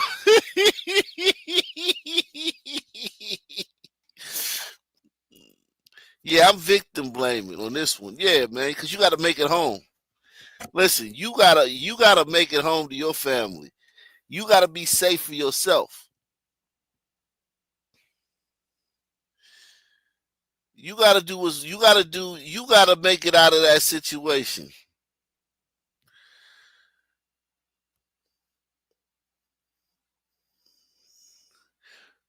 Do you think the other people going? So let's say this: you in the theater, it's a bunch of adults and mature people, family people that want to enjoy the movie, and it's like 10 fucking son teens making a bunch of noise. If you fucking approach those son teens, do you think any of those other people in the fucking theater gonna ride with you? Press 1 if you think any of the other people in the theater are going to be like, yeah, I'm with you, brother. Son teens, get out of here. You think any of those other people going to stand behind you and shit? You think they going to fucking help you when the son teens descend on you?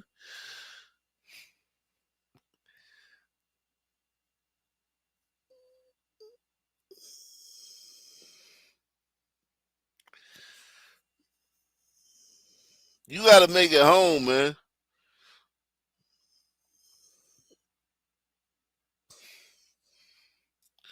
He lucky, man. Something to stab you, you be dead, man.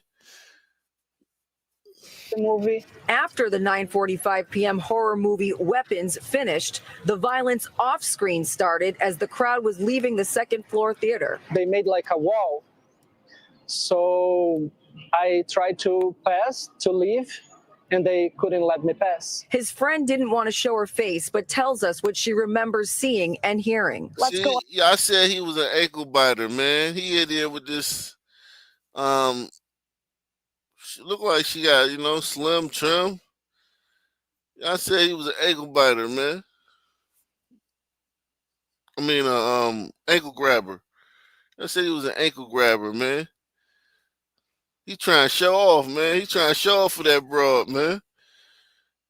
Trying to act tough, man. Got his ass whooped.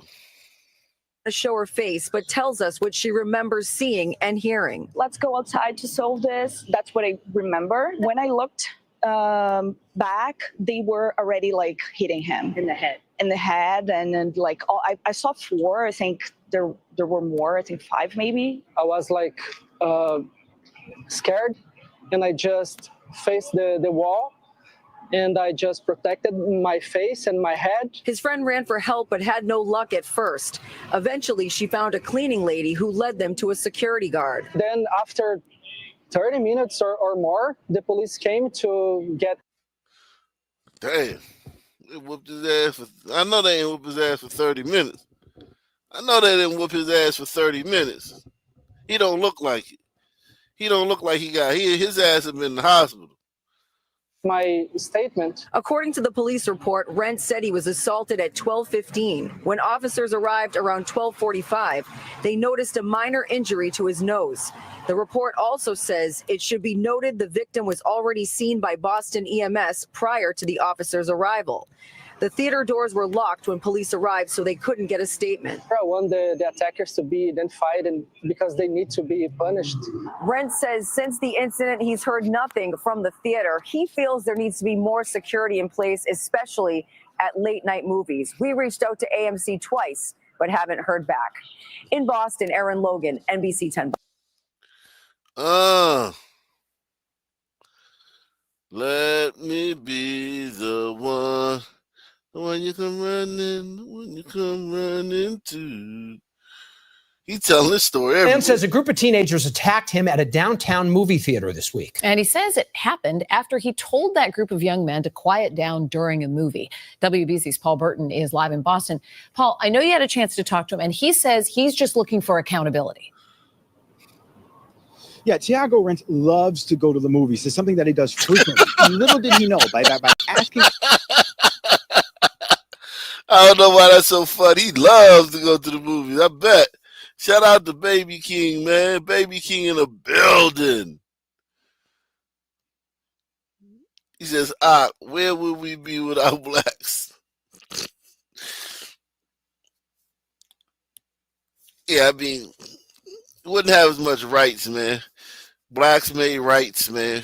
Rights, civil rights and shit.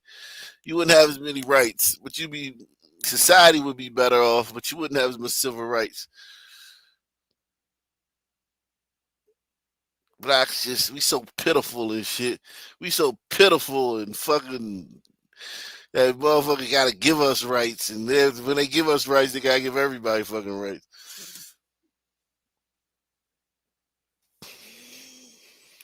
They said he loves going to the movies. That's why he was like, yo, I gotta quiet down, man. I'm loving this movie, y'all. I'm enjoying the shit out of this movie. Quiet down, y'all son teens. I love the movies. To go to the movies. It's something that he does frequently. He says he's just looking for accountability. Yeah, Tiago Rent loves to go to the movies. It's something that he does frequently. Little did he know by asking a group of teens to be silent during the film that he would come under attack. I covered my face. I think this black eye I have was the first punch. I turned my body against the wall. Tiago Rent is speaking out after he says he was attacked by a group of teens inside the lobby of this AMC theater on Tremont Street in Boston. You can see the black eye he received. The 35-year-old says last Wednesday night he went to see a movie with a female friend. During the film, a group of teens were making loud noises in the theater. A group of 8 guys and 2 girls, they started making noise, clapping, screaming, disturbing all the people. And I asked them to be quiet. I asked them for respect, and they just ignored me. He asked the group multiple times to quiet down and even left to go get an AMC manager to deal with the situation. But he says they never addressed the issue.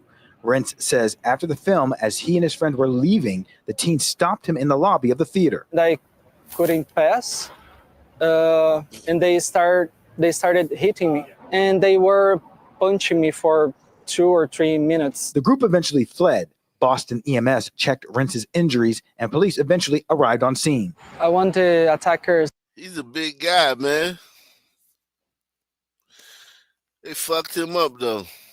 He don't know Brazilian Jiu-Jitsu. You don't know the Gracies, Ois Gracie and shit. Be identified. For the theater, I think they need to hire more people to work as security. Rentz, who's a postdoctoral student at Harvard Medical School, says he's completely shocked at what has happened to him and disappointed in the way AMC has handled this situation. I came here to do research, and I was just trying to enjoy a movie, and then 5 guys attacking me, like 5 against 1, and it was definitely blacks, man. Definitely blacks. It's not fair, and the theater didn't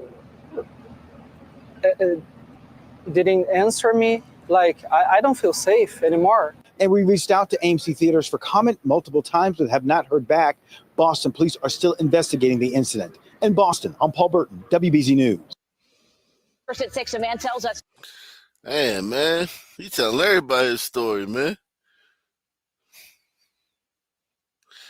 Get your ass whooped, man. You be all right. Severe weather can strike. Yeah, that's what.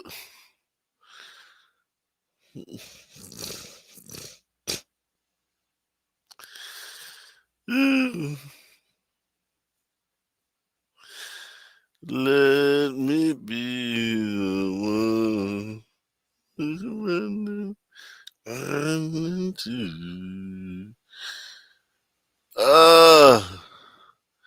Man. We got a lot going on, man.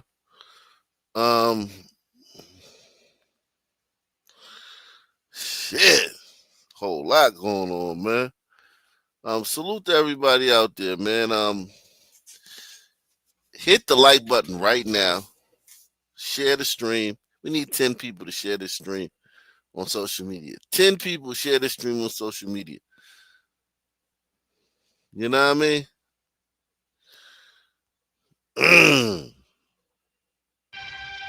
First on Fox, Baltimore County Police arrest this man for stolen vehicle theft and possession of burglary tools, but we're learning he may also be responsible for a string of burglaries in the city. We have a career criminal out there who's probably robbing someone's house tonight. My heart goes out to the next victim. I hope you're not home when you get robbed. Fox 45's Vincent Hill joins us in studio with what else this man may be responsible for. Vincent. Well, Maxine, on Wednesday, we told you about a man that Baltimore police were looking for burglaries in the Mount Washington neighborhood. Now a name to that face. Take a look at this man. Baltimore County Police arresting him Friday for stolen vehicle, theft, and possession of burglary tools. Now take a look at this surveillance video of one of several burglaries in the Mount Washington neighborhood over the last few weeks. He changed his hair and his facial hair, but he doesn't have his glasses. He doesn't have his glasses. Fox 45 first spoke with Yitzi and Jenny Ternansky last week about their burglary. At the time, Baltimore City Police released this flyer seeking information taken from their doorbell camera. Now Fox 45 is putting a name to the face. The head detective for our specific case reached out to us and said that they had ID'd this guy. Fox 45 has learned from sources that the man is 27-year-old Isaac Kofi Franklin of Baltimore City, and there's an active warrant for his arrest for that burglary. I mean, this guy's got a history of stealing. And what a history it is. According to court records, in 2014, he was charged with 3 counts of burglary, 2 counts of theft, and possession of a firearm. February of 2016, a stolen vehicle. July of 2016, theft. July of 2017, a stolen vehicle and 2 counts of burglary. 15 charges in total since 2014, most of them burglary related. But despite the long criminal history, I don't understand why they would let him back out on the streets. Franklin posted a $3,500 bond Friday afternoon and walked free. It's such a small bail. Like he's easily stolen that much money from us. Like he basically used the money he stole from us to pay for his bail. Franklin's release raising questions for the Ternanskis. I understand it's hard to coordinate everything, but it feels like at least the 2 departments should be talking to each other. Something like we've got someone in custody who's wanted for crimes in your jurisdiction. While it's not clear right now if the county knew about the city charges, it does call into question such a low bond for a repeat offender. They just told him that he can go out and do it again and just get a slap on the wrist. I think that it's time that this guy gets put back in prison, because I don't think he's interested in rehabilitating. And while they await an arrest for their burglary, this couple says in the meantime, they're living in fear. I'm scared to leave my house. I'm scared of revenge. I'm scared for my community members. There's nothing stopping this guy now from attacking us, attacking our home. Now, we did reach out to BPD to confirm that warrant. They tell us to check back with them on Monday. Meanwhile, there's still a $2,000 reward for information leading to an arrest. In studio, Vincent Hill, Fox 45 News. Yikes. Yikes. Let me get to some of this lynching stuff, man. Salute to everybody out there watching, man. Let me get to some of this lynching stuff, man. Shout out to Sir El Cid, man. He sent me this earlier, man. You know, the more things change, the more they stay the same, man. The more things change, the more they stay the same. What you coming into?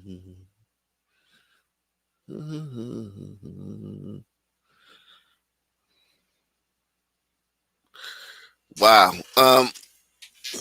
Eventful night, man. It's always an eventful night in Blackistan, man. Always an eventful night in Blackistan, man. The fuck was that? Always an eventful night in Blackistan, man.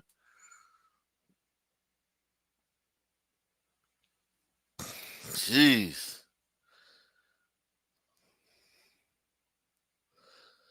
Always an eventful night in Blackistan.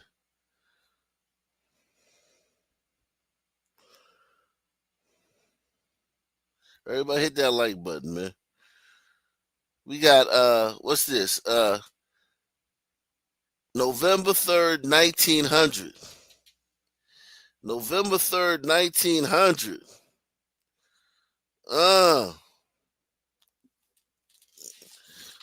November 3rd, 1900, Jack. Wow.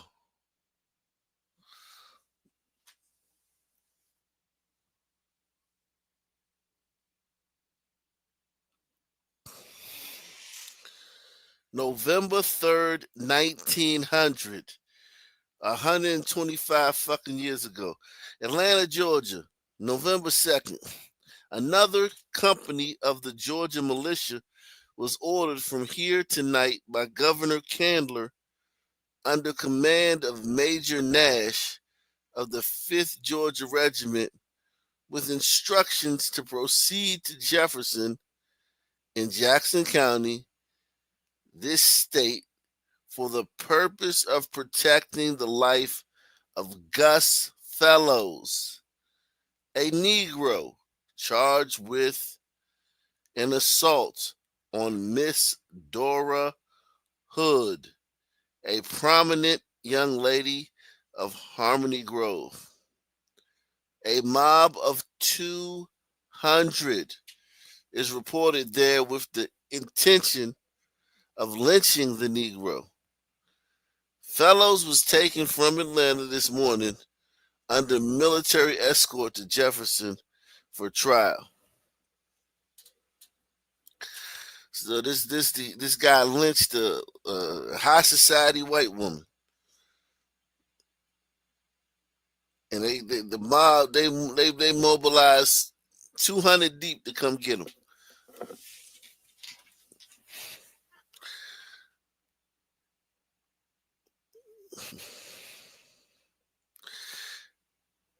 Nigga, you did something. These niggas try to act like every lynching was they just lynch black people for no reason. No, you niggas did something. You did something.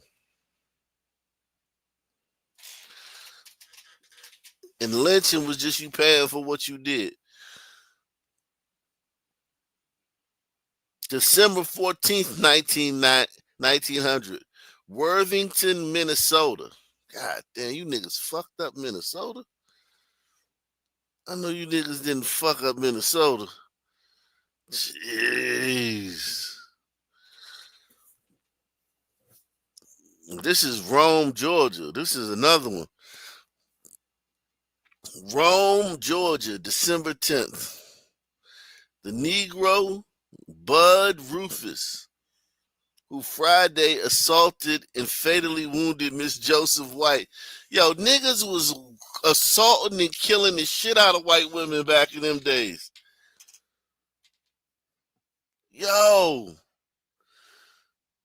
How many stories we got of niggas just running up on white women and raping them and shit?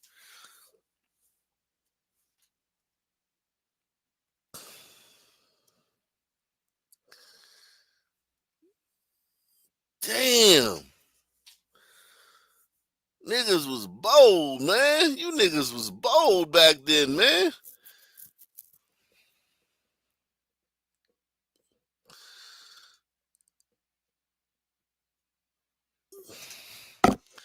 You niggas was bold, man. Running up on these white women like this, man. Don't you know that's a white woman?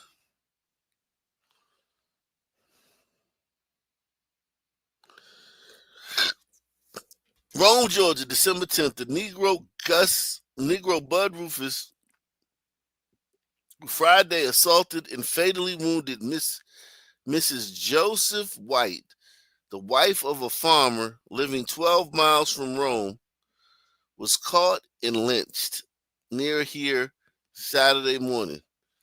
Mrs. White's death is expected hourly.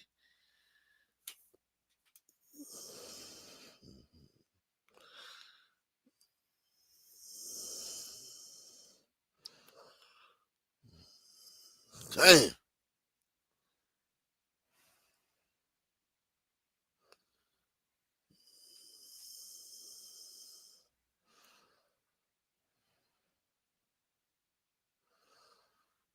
Still another one.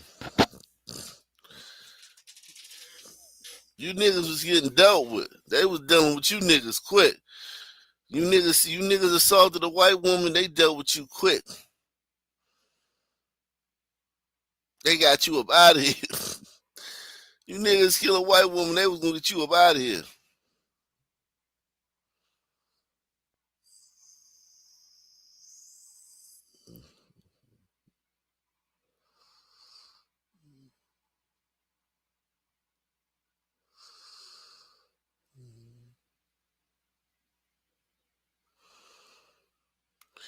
A packing firm in New York paid $2,145 or $150 a pound for a steer at the Fat Stock Show in Chicago. A mob lynched Dan Long, a Negro near Ivanhoe, Virginia, for criminally assaulting Miss Fisher.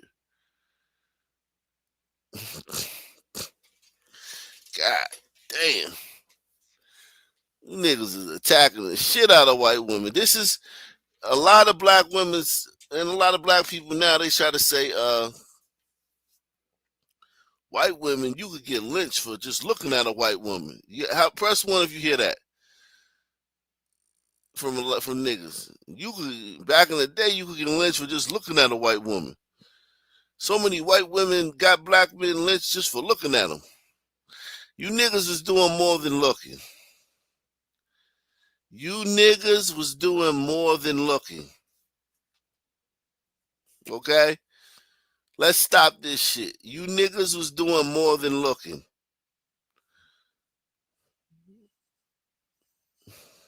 All right? You get killed just for looking at a black woman.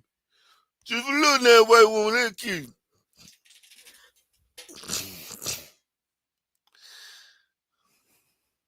You niggas is doing more than looking. Okay?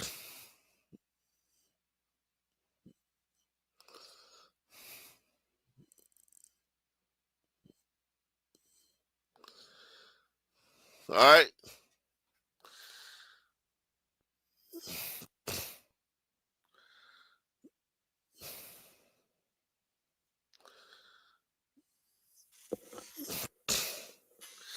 Baby King says, thanks to you, I would have never known the blacks been like this for so long time. They corrupt young when they beat my daddy in front of me over a crack deck. I hope that's not true, man. Might be though. But yeah,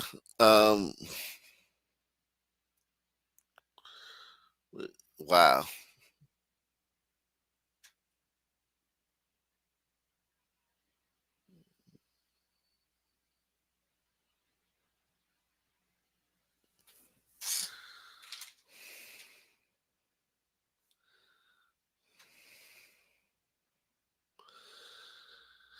Chairman declines to endorse the anti-lynching league. New York, August 13th. Perhaps the most interesting visitor at the National Republican headquarters today was Lillian Clayton Jewett, the so-called Joan of Arc of the Anti-Lynching League of Boston. Miss Jewett waited for some time while Governor Roosevelt was talking with Senator Hanna. She then had an audience with the chairman herself. When Senator Hanna was asked about the matter, he replied, "Poor girl. She wanted the Republican National Committee to endorse that anti-lynching league. Of course, we could not do it. We all deprecate lynching. I told her that all moral persons and law-abiding ones are against lynching. This is not a party matter." Senator Scott of West Virginia said the itinerary for Governor Roosevelt had been mapped out and will be sent to Henry C. Payne at Chicago. For his to convene with all the places, whether the governor will break and get the dates before it is made public. Yeah, listen. In a nutshell, nigga attacked a white woman, got dealt with. Fuck all the bullshit. Nigga attacked a white woman, got dealt with.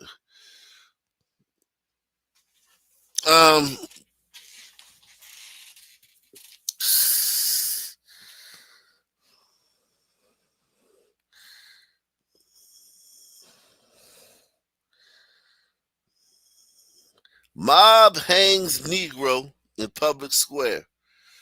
Corinth, Mississippi. August 13th. Jack Betts, a Negro, was lynched today. He was charged with assaulting a 10-year-old white girl. in the country Sunday. A mob took him from jail and hanged him to a telephone pole on the public square.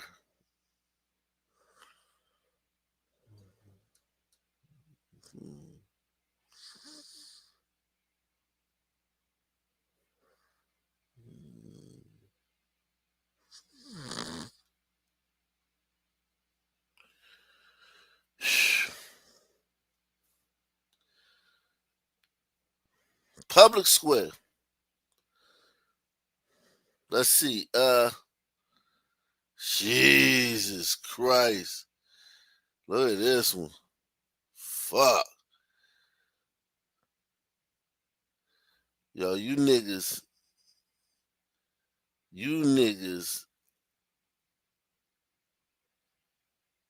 Holy moly.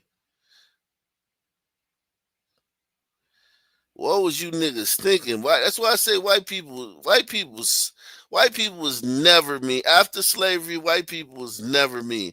And only 2% of whites own slaves. Only 2% of whites own slaves, man. God, dog.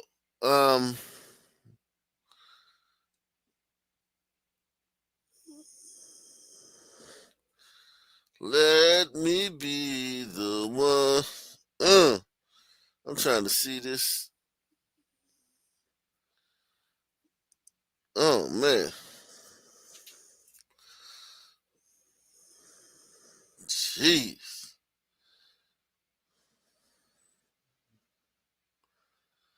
All right.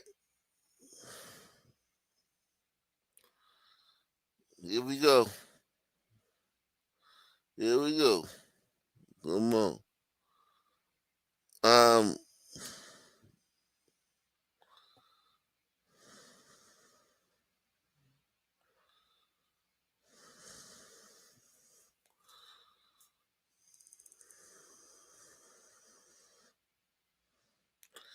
Here we go. July 24th, 1900. Jeez. That's 125 years ago, man.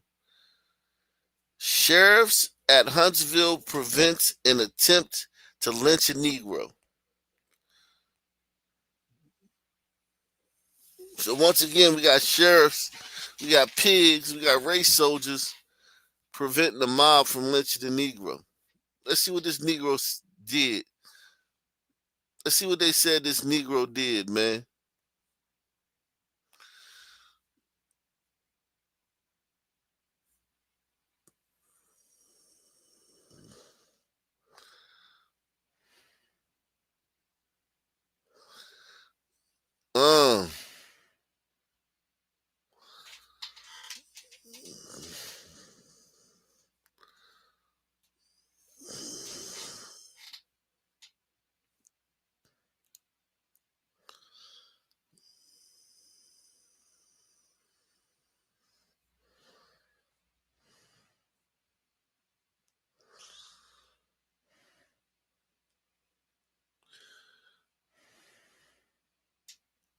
Sheriff at Huntsville prevents an attempt to lynch a Negro.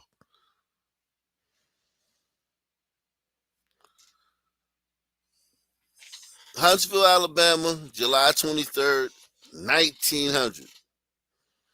Elijah Clark, a Negro, charged with committing criminal assault upon Susie Priest, a 13-year-old white girl.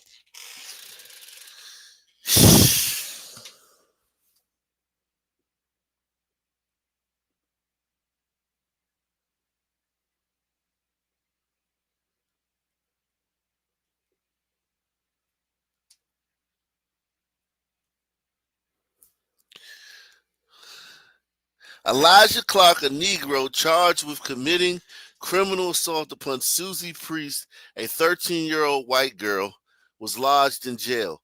The doors of the jail were broken down by a mob and a rush made to pass Sheriff Fulgham and his deputies. When the deputies opened fire,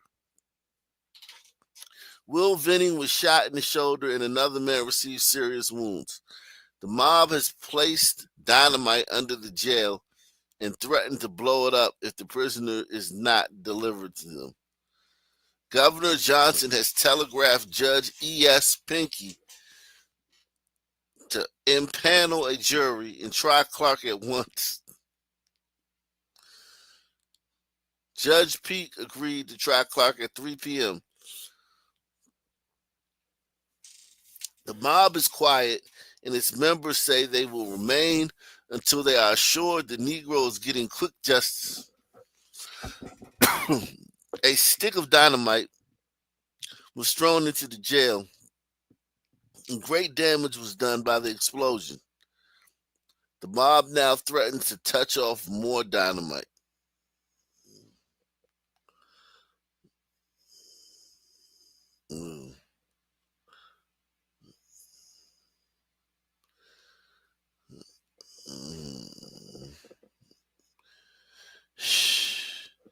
Raping these white women, man. Them brothers back in the day was raping the shit out of some white women. Fuck, and some white little girls.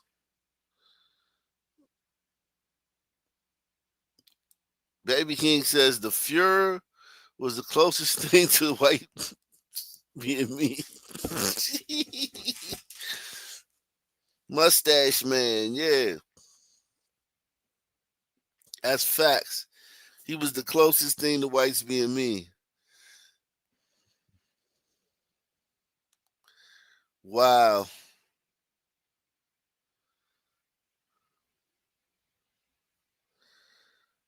Yo, this shit niggas was off the chain. 1900. Niggas were off the chain, okay? Niggas was off the chain. Look at this shit. You niggas supposed to be oppressed. Y'all supposed to have been oppressed back in these days, man. What the fuck is y'all doing? Members of the mob must have a Negro to kill and took the first one they thought was guilty. Then they burned a Negro church. Better element. New in control. New Orleans, Louisiana, December 21st. The members of the mob at Gulfport, Mississippi, which lynched a Negro yesterday, discovered today that they made a mistake and lynched the wrong man.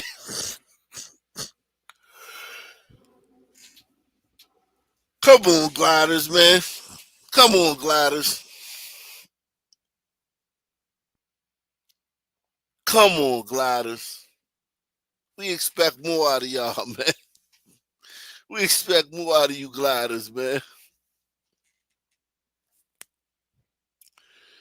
The members of the mob at Gulfport, Mississippi, which lynched a Negro yesterday, discovered today that they made a mistake and lynched the wrong man. He was an inoffensive Negro. The mob started after Alvin Lewis, his son, Joe, and Henry Lewis, who is said to be a cousin. Several Negroes were rounded up, among them Alvin, Joe, and a young Negro said to be Henry. It was the latter who was promptly shot to death by the mob as the murderer of Marshall Richardson.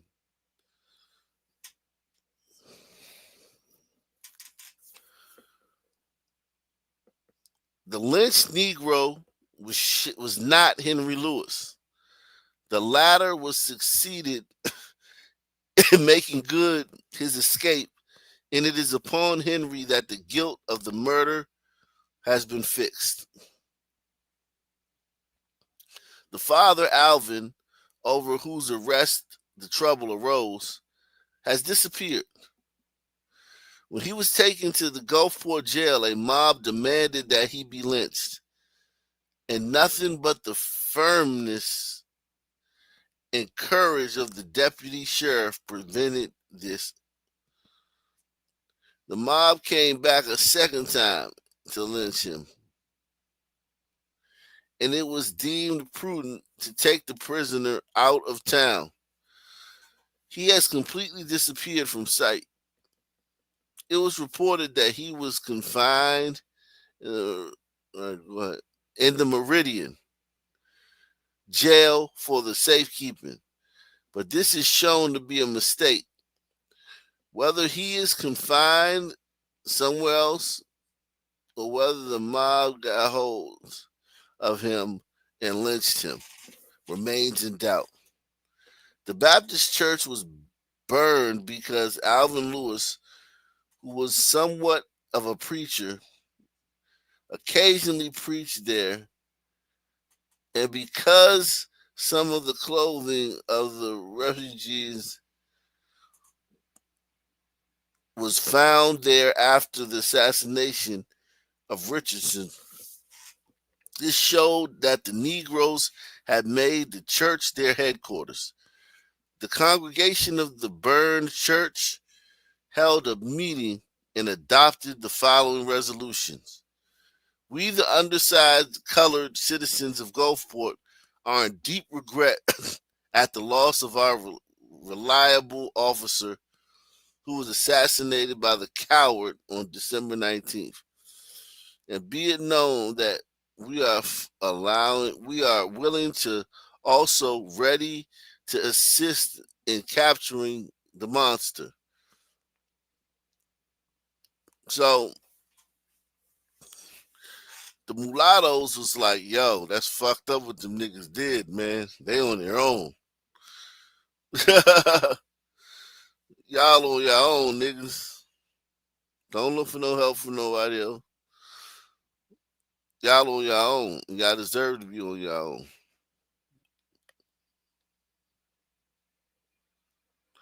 Wow. Some of this stuff that these niggas was doing back then was insane, man. I mean, it literally, man. Oh my God. Whew. Man. Let's see any more. We got yikes.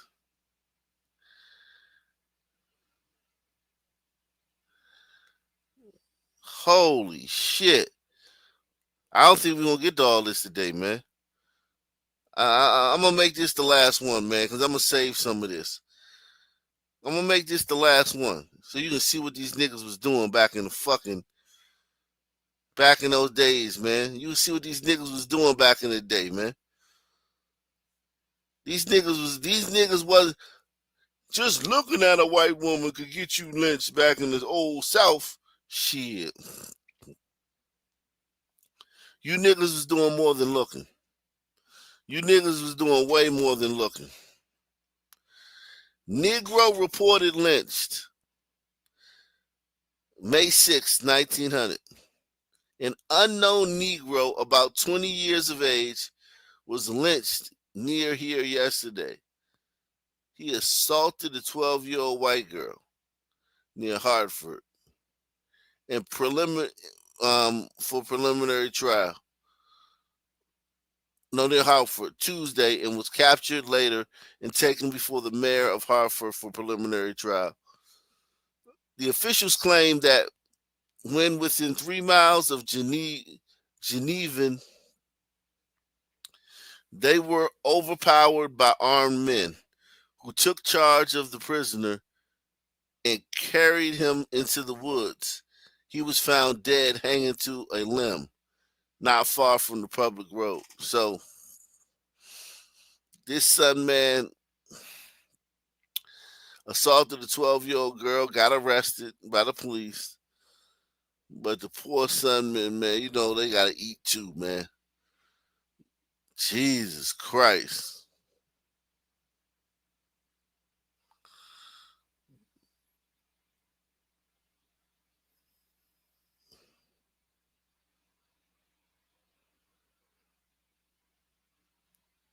Wow.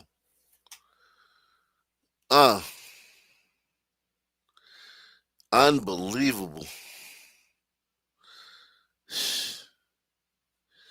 You niggas was doing way more than looking. Way more than looking. Jeez. Fuck.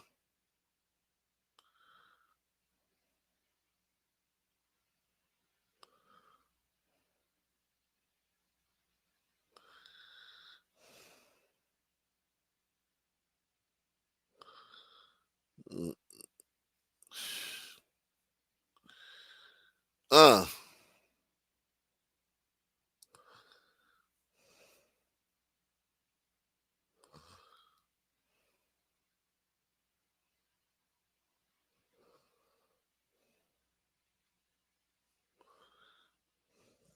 New this morning, police are searching for a brazen thief who broke into a clothing store and stole over $14,000 worth of merchandise. The act all caught on camera. News 12's Brittany Cadet is in Highbridge with that surveillance video. Brittany, what do you see in it?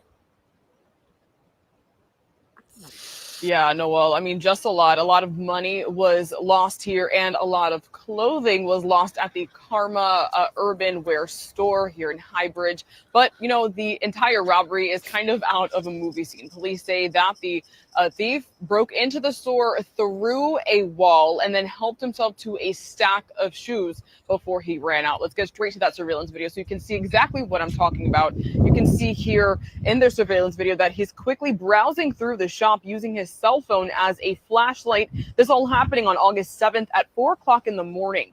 The thief then pulls out an entire stack of shoe boxes and walks out. And as he exits the frame with the stack of shoes, you can see merchandise on the floor and what appears to be a broken wall. Again, police say this guy broke into the store through the wall.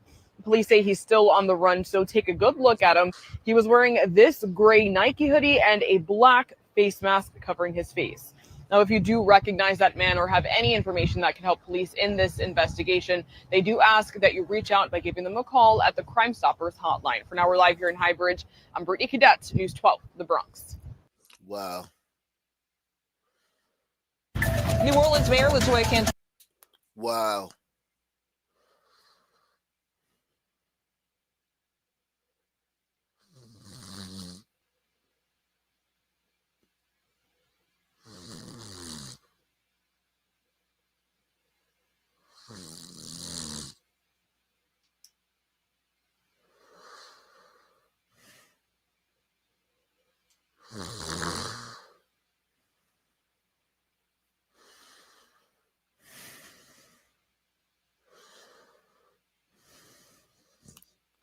Wow.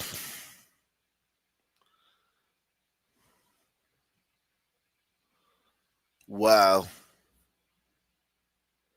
Philadelphia police arresting local rapper Jamil Edwards, who goes by the name Skrilla, while he was filming a music video in Kensington.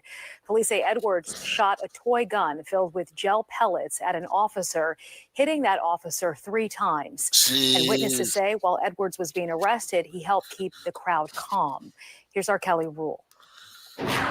John McCann, who is known as the Philly Captain on YouTube, says he was enjoying watching Skrilla film a music video. He says it was fun until that toy gun went off. A law enforcement source tells me Skrilla apologized to police and said he was just playing around. I was on Kensington and Allegheny at 11 o'clock on a Saturday night, and I was having a really good time. And I was like, well, I can't think of the last time I've done this.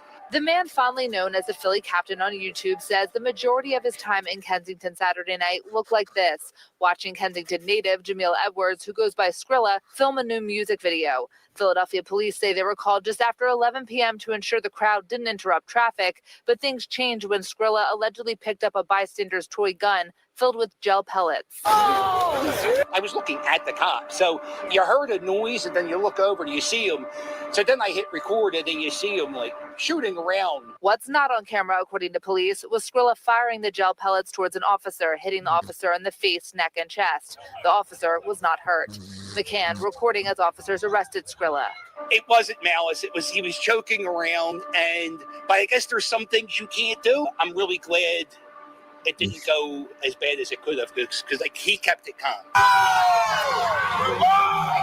While the crowd audibly reacted, McCann says Skrilla stayed calm, which kept everyone else calm, also helping to de-escalate with the person that lost their toy gun in the ordeal as police took it into evidence. Police say it was an X-Shot Q3 Orbis gel pellet toy gun, clear and orange in color, loaded with multiple gel pellets. Definitely, you knew it was a toy. The kids who owned the gun, they were playing with it for like 20 minutes before everything happened. The song seemed okay, and hopefully people listen to it when it comes out, because you might have to pay for court fees and stuff. Police say Edwards was charged with assault on police and other related charges. Again, that officer that was hit with the gel pellets was not injured. I'm Kelly Rule, Fox 29 News. A Haverford Township woman is speaking out tonight after she says she lost $800,000 in a scam that started as a pop-up window on her laptop. The ordeal, she says, turned into months of psychological manipulation.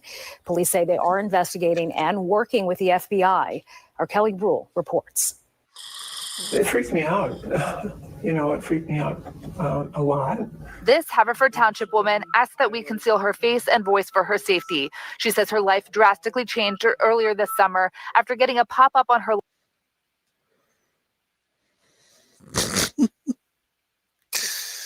Philadelphia police arresting local Rapper Skrilla, man.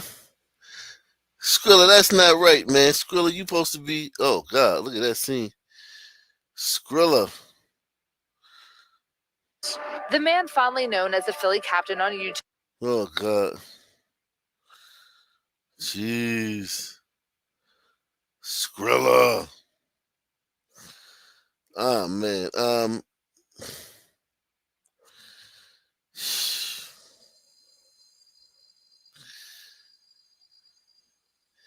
Y'all blew me with that lynching, man, with all the raping all them white women back in 1900s. God, what are y'all niggas thinking, man? What were you niggas thinking? You thought y'all was going to get away with raping white women in 1900? Nothing was going to happen?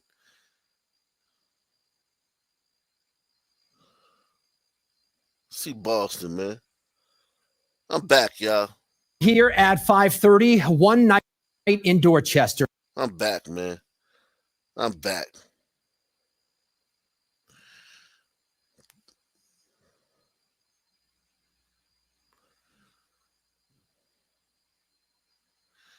Yeah, this is we gonna do a couple more stories, and then we're gonna hang it up, man. Salute to everybody out here, man.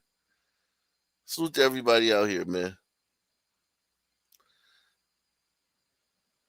Here at 5:30, one night in Dorchester is really raising some questions about Boston's status as one of the country's safest cities. Thanks for staying with us. I'm David Wade. And I'm Courtney Cole. Now, police had a pretty busy night, David, including calls for 4 shootings within just 2 hours. Jeez. The mayor touts Boston as the safest large city in the country, but do residents? Why is all these Democrats coming out talking about how safe their city is, man?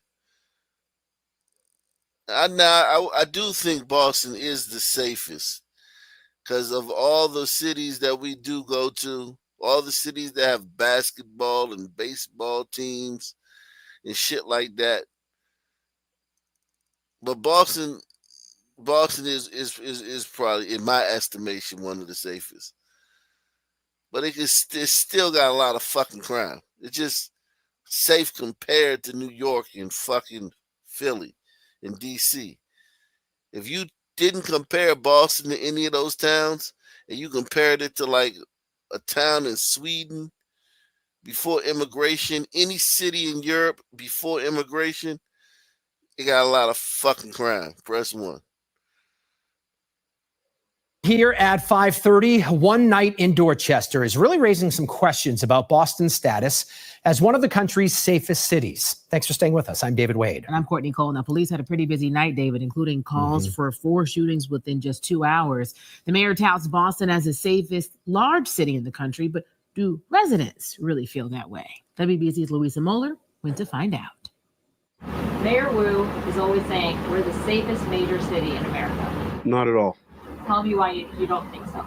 Today, I had a conversation about safety. There's no accountability. No one's held accountable for their actions. You can't even go in the store without seeing someone shoplift in front of you. You can't. There's kids walking around with guns that are getting arrested, and they're put back on the street the next day. And learned one's own security is in the eye of the beholder. Since I came here, I realized the police is doing their best. The conversation kickstarted by multiple violent incidents in Boston over the last 24 hours.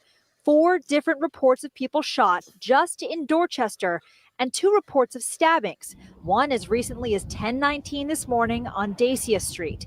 Our camera capturing a suspect's arrest in that stabbing. Karamba Diallo lives just steps.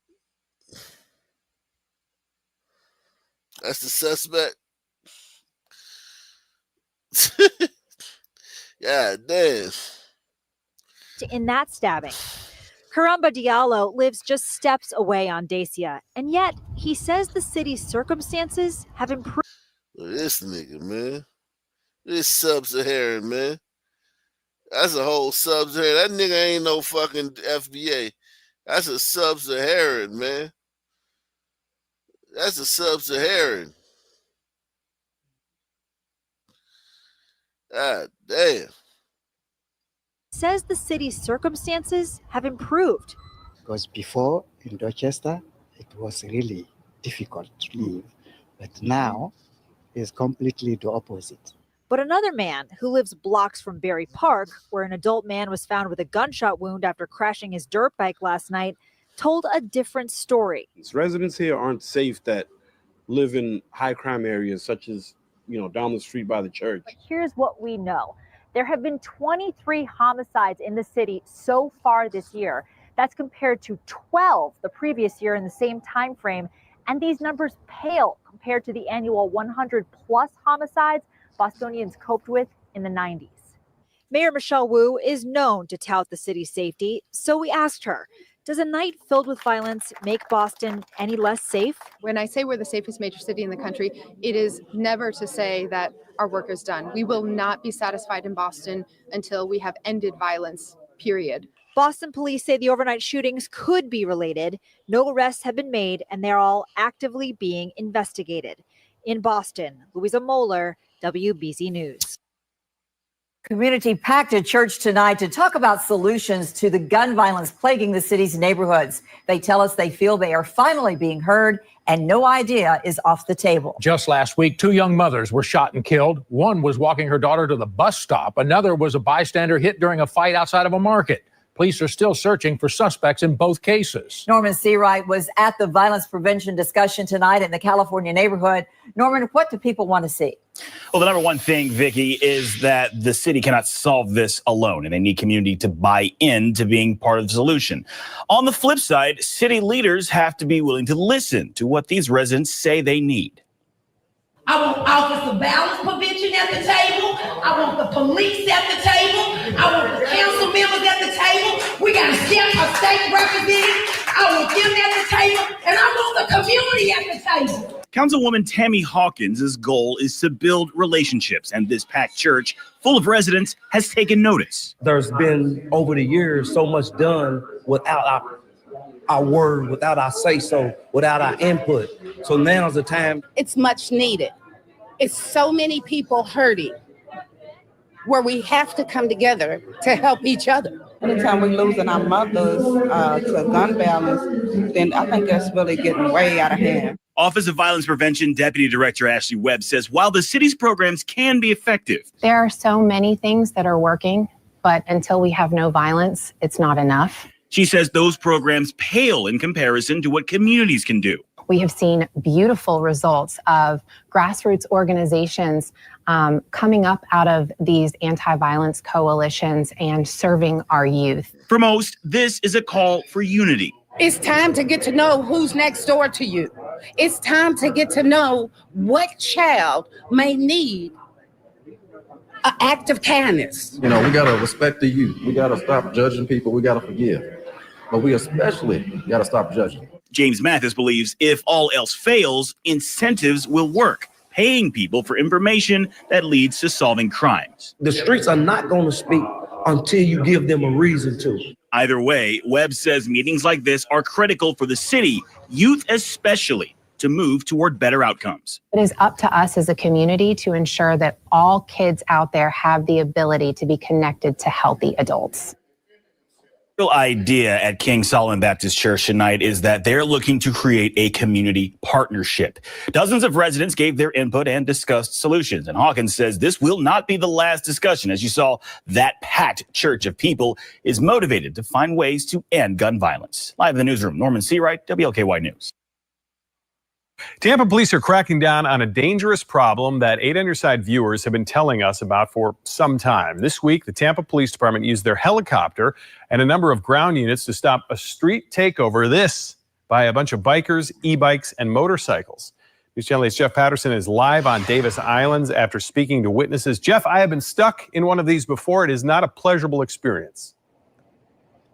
Good evening, Josh, and I'm sorry that happened to you. And it's happened to a lot of people here on Davis Islands. And to be clear, we're not talking about responsible bicyclists who are out to get exercise or to go from here to there. We're talking about dangerous packs of aggressive bicyclists or bike riders who are out and they're intimidating people, they're damaging property and causing harm. They're doing wheelies and doing circles and all that stuff. Wednesday night, around 7:30 p.m., a large group of people on bikes, e-bikes, and motorcycles take over South Howard Avenue in Tampa. They swarm cars, block the street, and run through intersections. I've driven in the middle of it. My teenage daughter has driven in the middle of it with my son taking videos. They're out of control. It's something Davis Islands residents and people in South Tampa have been complaining about for some time. I've seen people talking on the island on Nextdoor about them hitting cars, riding up on cars, just really scaring people.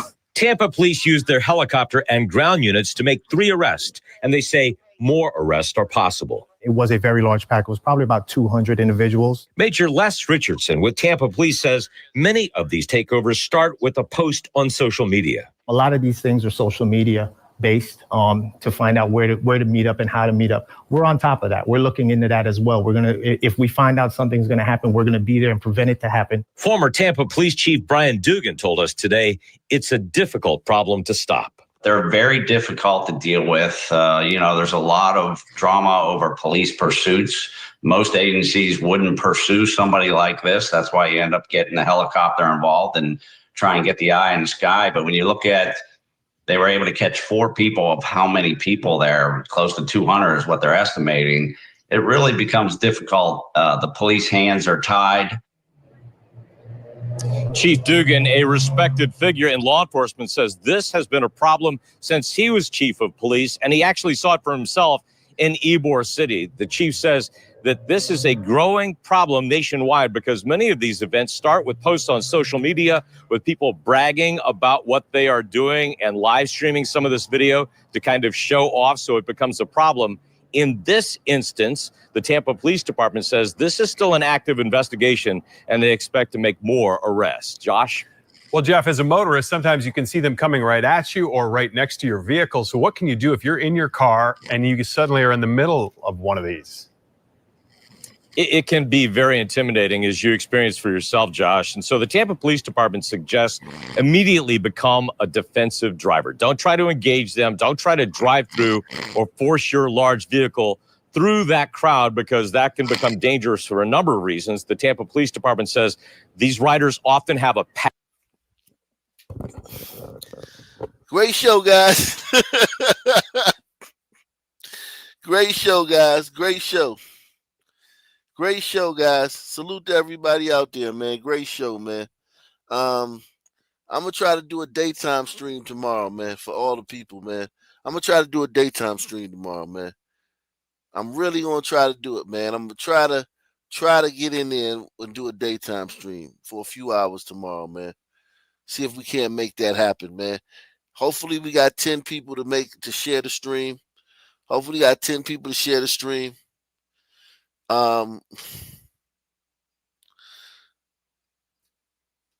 Hopefully we got 10 people to share the stream, man. Salute to everybody out there, man.